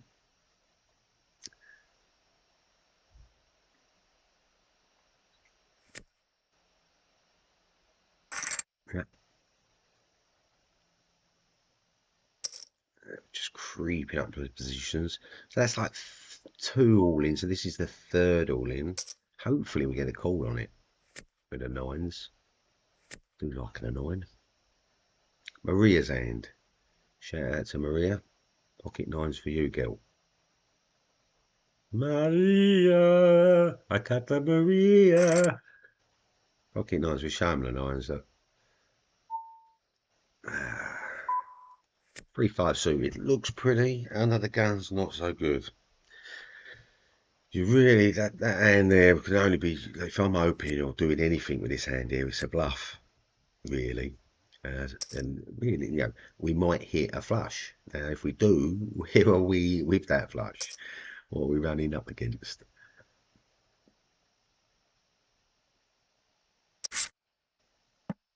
Ace King. The old KJ, King Jack, rookie hand, takes the board. No bet from bold. Small blind. Big blind. Now here's the thing, both of them, any bet on that first part of the board would have won it, because everyone's worried about an ace, a queen and a 10, because they've got like 5-7 and 5-9 or something going on here. If I see premium cards, I'm going to shit myself. If I see an ace and no one's bet, someone's got a flush, no one bets. Oh, we got a bet. Maybe pin the 3 or the 5-3. I'd love to know your hand there. Ace 8. Any open, we're going to re-bollock them. Remember, we're playing like 17 bigs at the moment, not 67 bigs. So don't cheat yourself when I'm going all ins all the time. Just playing a very super aggressive game now to try and chip up.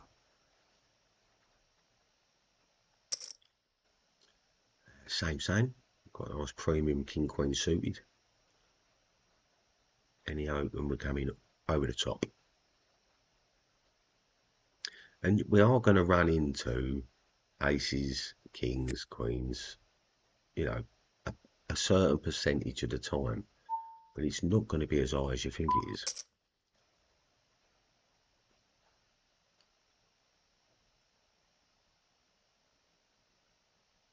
Straight fold. I think it's a tank fold coming from Penguin.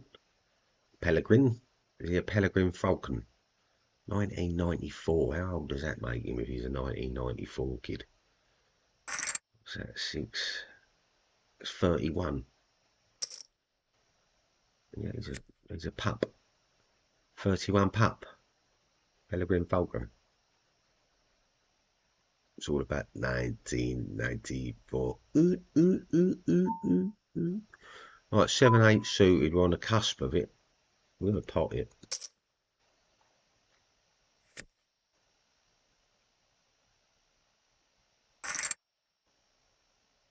Pot it with a tunic, because we know we can nick a blind. Oh, Jack's a fucking saucy for us. Under the gun-ish.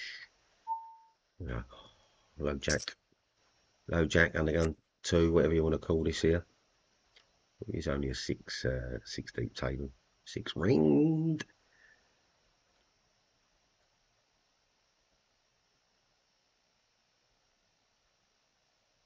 We getting a call. Nope. Nope. Maybe.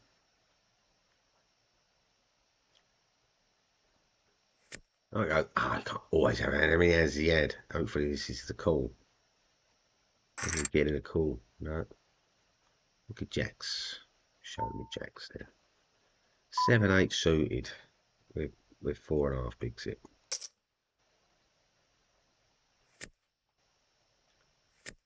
She's super aggressive. It's the same as doing an all-in. Basically putting a massive stack in there. Dead money. Which anyone could have abused. Even here. Could all have abused the stem, couldn't they? We're on check fold mode. Now, anyone with a hand, because I've been going all in, will probably either limp raise up 2 bigs, or they're going to fucking go limp. Because he's open one. I think he just wants to see a hand. I think he wants us in. If nobody... Annoying thing is I'm getting the 3-1 me money. I was on check fold, so... You go, oh, you had the odds. Yeah, I did. I had the odds to get myself in trouble. Need all the bigs I can get my hands on at the moment. And limp raising under the gun. It's got to ring alarm bells for someone I ain't played many hands. Old Chongo Bongo.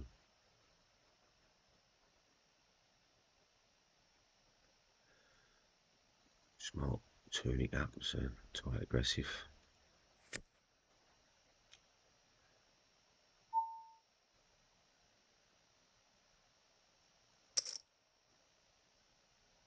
Chongo Bongo coming out over the top again, maybe? Is that his remit? Straight fold. So 1.5 bigs. Don't like the king on the board. We're going to continue for a back door or anything.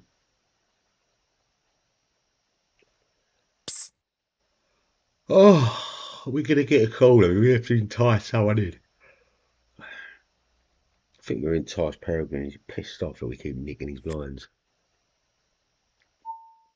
Might even get a re-raise off him.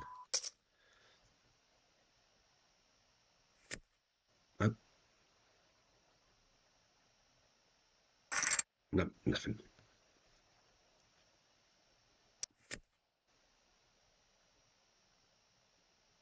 So we're going to put him on tight knit at the moment.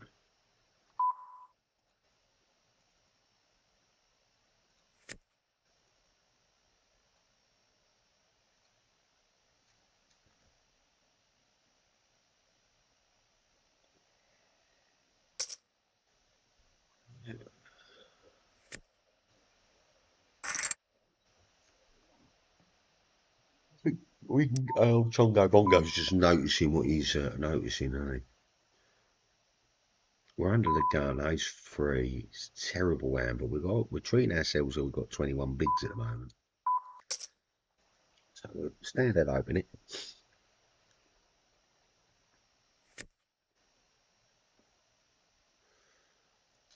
Any calls, something big, pocket pairs.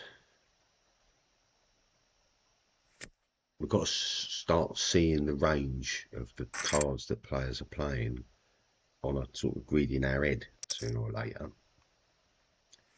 And that's where we're at with this. It's like every time we see a hand, we can add one to it or take one off of it or whatever.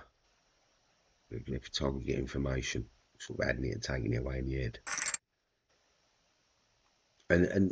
And sort of that range, like some players, it's like fucking the whole board. You're looking at every single card. They play everything, every 2 cards, and they could have any 2 cards in their hand at any any time. And if you're playing people in that sort of fashion, you have got to be careful. Trying to read ranges and that it can be a very difficult thing to do at that place. The same as when we're trying to bet certain people and sizes of hands off of hands. If they don't know it, if they can't see a straight and they can't see a flush, they don't know what you're betting on. They don't know. They don't care. Their king jack off is golden. And they're calling it to the river. It's the nuts to them. So you have got to be wary of what people do.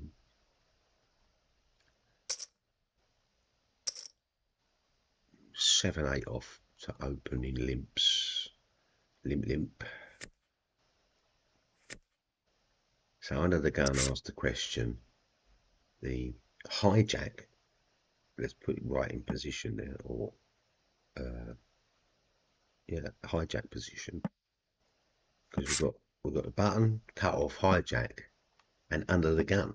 Right, so the hijack limped the under the gun, or floated, as we should call it.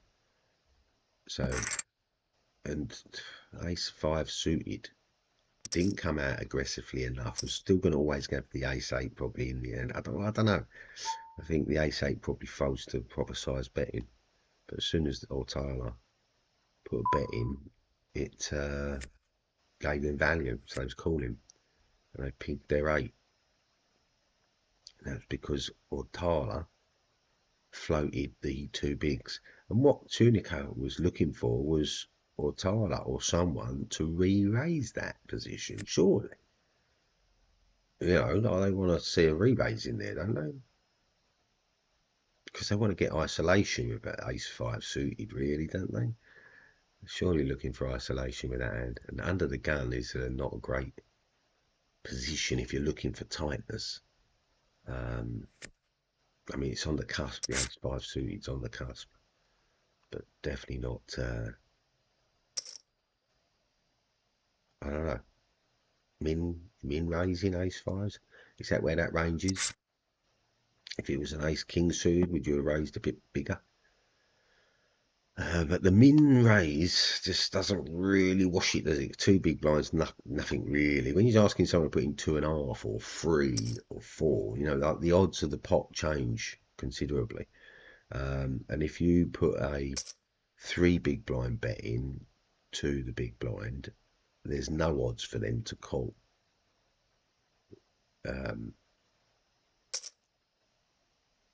3, 4, and possibly getting about 3-1 their money because of the ante. But if you was anywhere near like 3.5 and 4 big blinds, they are definitely not calling. They've just not got value in their hand. So all their shit range is gone. You've asked the question and you've got an answer back. Pocket freeze, we're going to jam them.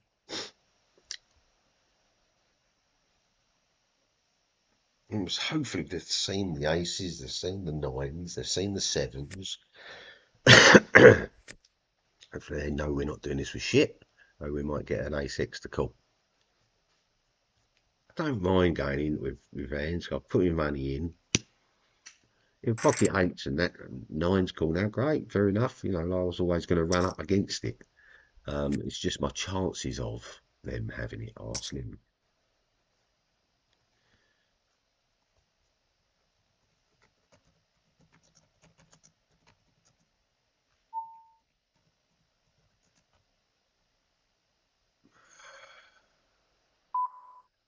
So I don't like the flipping the min check thing going on over there.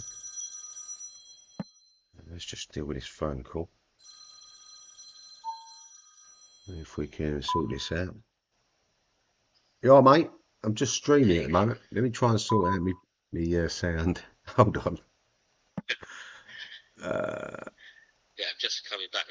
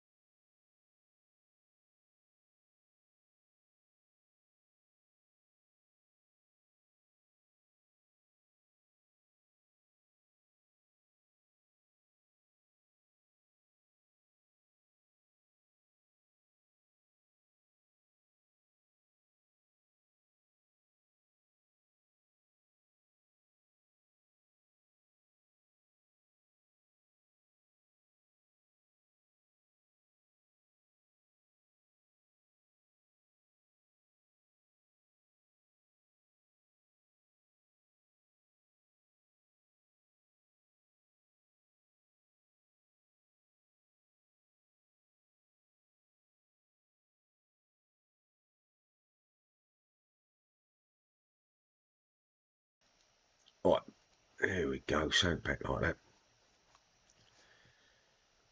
Alright, cakes. Got to make some cakes. Cake for the boys.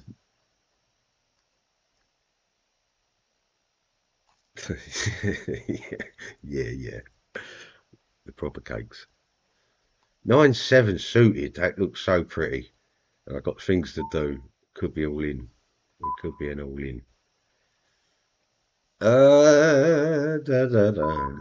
Come on, let's pot up. I'm in slippers.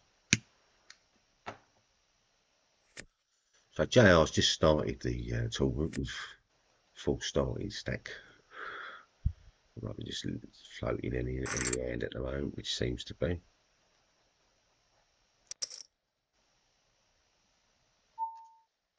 King 9. And he's limping again.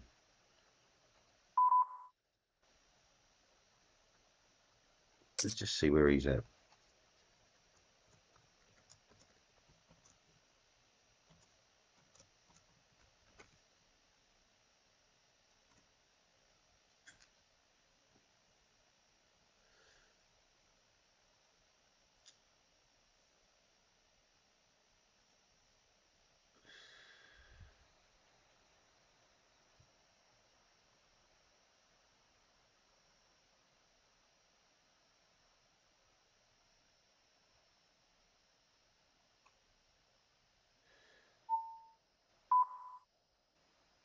So he's checked us. We're gonna put in a third pot bet, which indicates that we missed. Right, 2 third pot bet would indicate that we hit it. 3/4 pot bet would indicate that we sort of 2-paired it all over it. But we gave him a bit. He had none of it. And the King 8 suited in his position, so we're just gonna. He likes a call, so we're gonna put him in there for a call. Peregrine's been blinding himself down. He's now on 62k. Remember, we got hit by a massive fan. We was down to last place at one point. Oh, we're getting a push from the big blind. Let's do it. Ace 10. Fair plays. Flush. Yes, the flush. Come on, the flush. we have a 9-2 shot to hit a flush, so 4.5 to 1 times is going to come true. Don't be so disheartened, poor JI. It's one of them things. It's a coin when you're playing against me. It's a coin flip because I do call a lot of mediocre to low hands because I'll take a gamble. I'll take the spin up, and yeah, I know where I stand with it, and I know where I am in the game. You know, I'm playing a game that's $1.10, so yeah, I know where I'm at. The King ain't dead this time.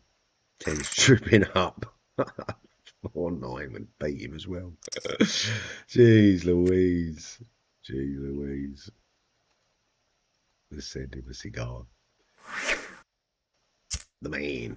86. What's 86? That's a bit older, I suppose, isn't it? He's about 40s. Something's. Well, we're going to call for value. JR. He's back. He's back. I'm glad he's back. He's cool.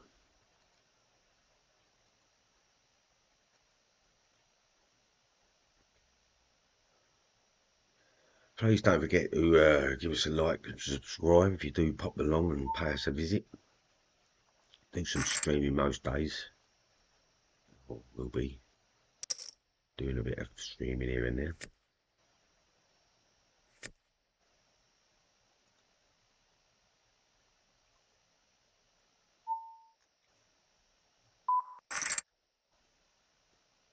Yeah, it's going to be mid-table in a minute.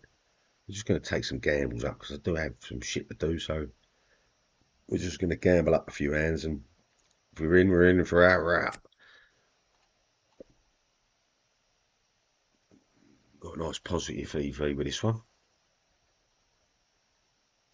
It's positive, he's shoving with it. Whoa, the man's coming in. We've got him double stacked. I think they just flat float in with a 9-8. There's proper gambling. We've got position on him. Where's he going to be now with a king? I think he's going to bet into it. I think it's just going to put a little value in there. We ain't got anything as he has.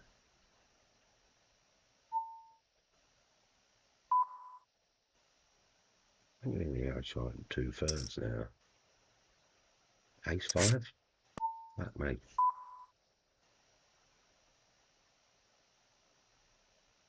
I think he's just checking him down. I think he wasn't going anywhere with those, was he? Yeah.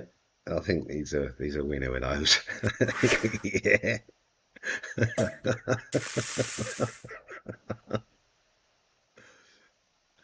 There you go.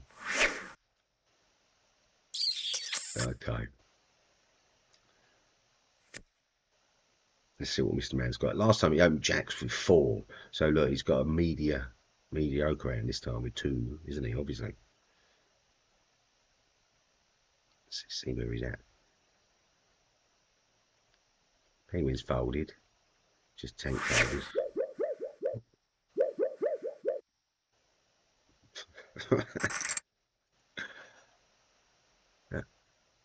Ace 8.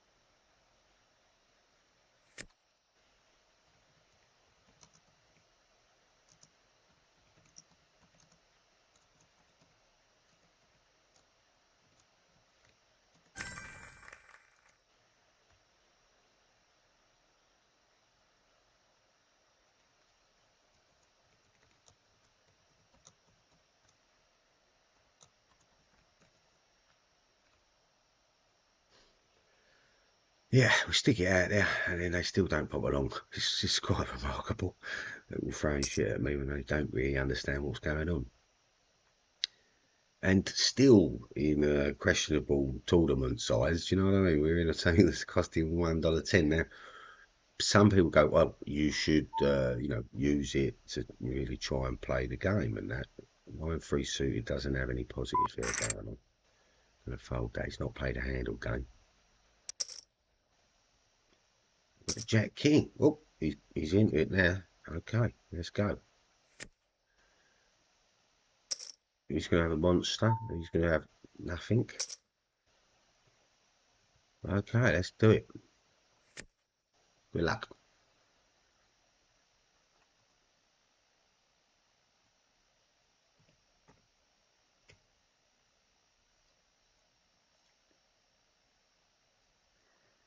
Oh, he's got us dominated.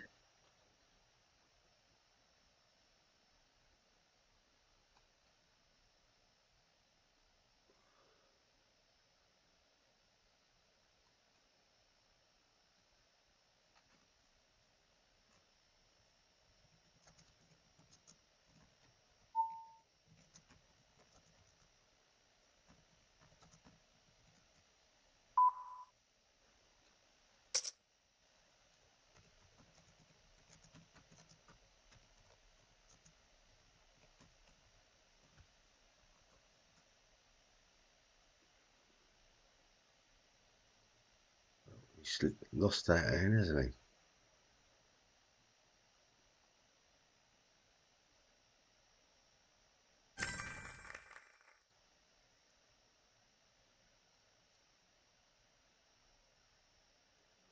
see we're with Jack King again then. It does positively. It does positive up there.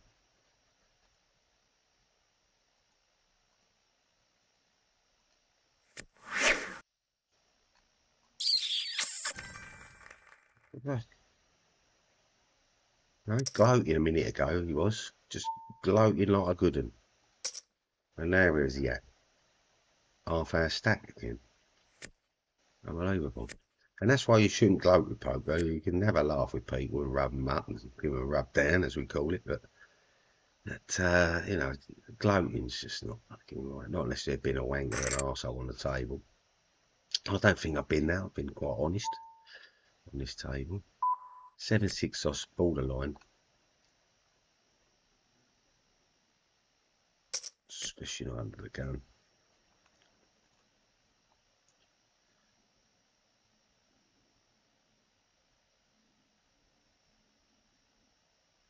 And we're talking positive EV here on a lot of hands. That's where we're at.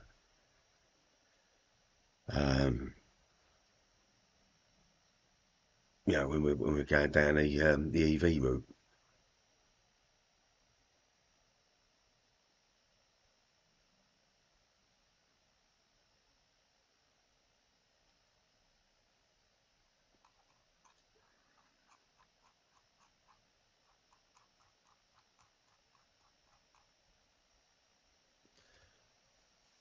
So a little situations you come out for falling. So situation is calling all ins.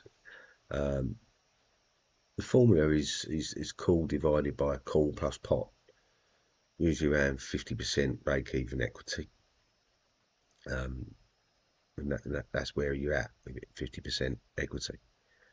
Shoving all in yourself depends on fold equity and equity plus equity. So it can be around, and we talked about this, can be around 50% if you know the player to fold to that sort of size betting. And calling into a pot, smaller equity needed if the pot is large. Obviously that varies depending on hand. So if a hand does have a decent EV, like at 40% and stuff, you know, if that pot size is large enough, you can get in there with a decent thing, you know, a decent bet sizing.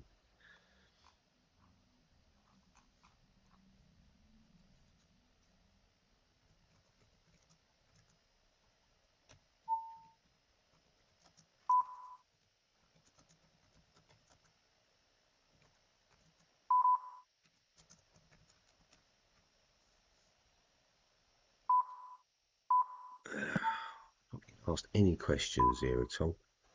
I'm just going to go 130% pot. The middle pair. We also have a backdoor straight, which indoor straight draw, which we hit. Weird bet size for him now. I think you'd call it, but no. Yeah, it's a 5-3. Turned it. And a 10 bigs, Mr. JR. And 10 big guys. JR.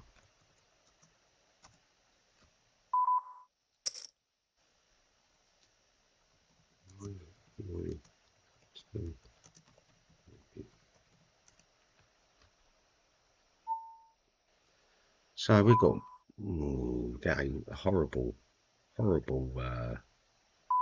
flush draws for 6 cards on the board. Surely one of them's got a heart in it. You know what I mean? That's how you got to look at it. It's questionable. One of them, none of them. Dear, oh dear. Okay, pair of 5.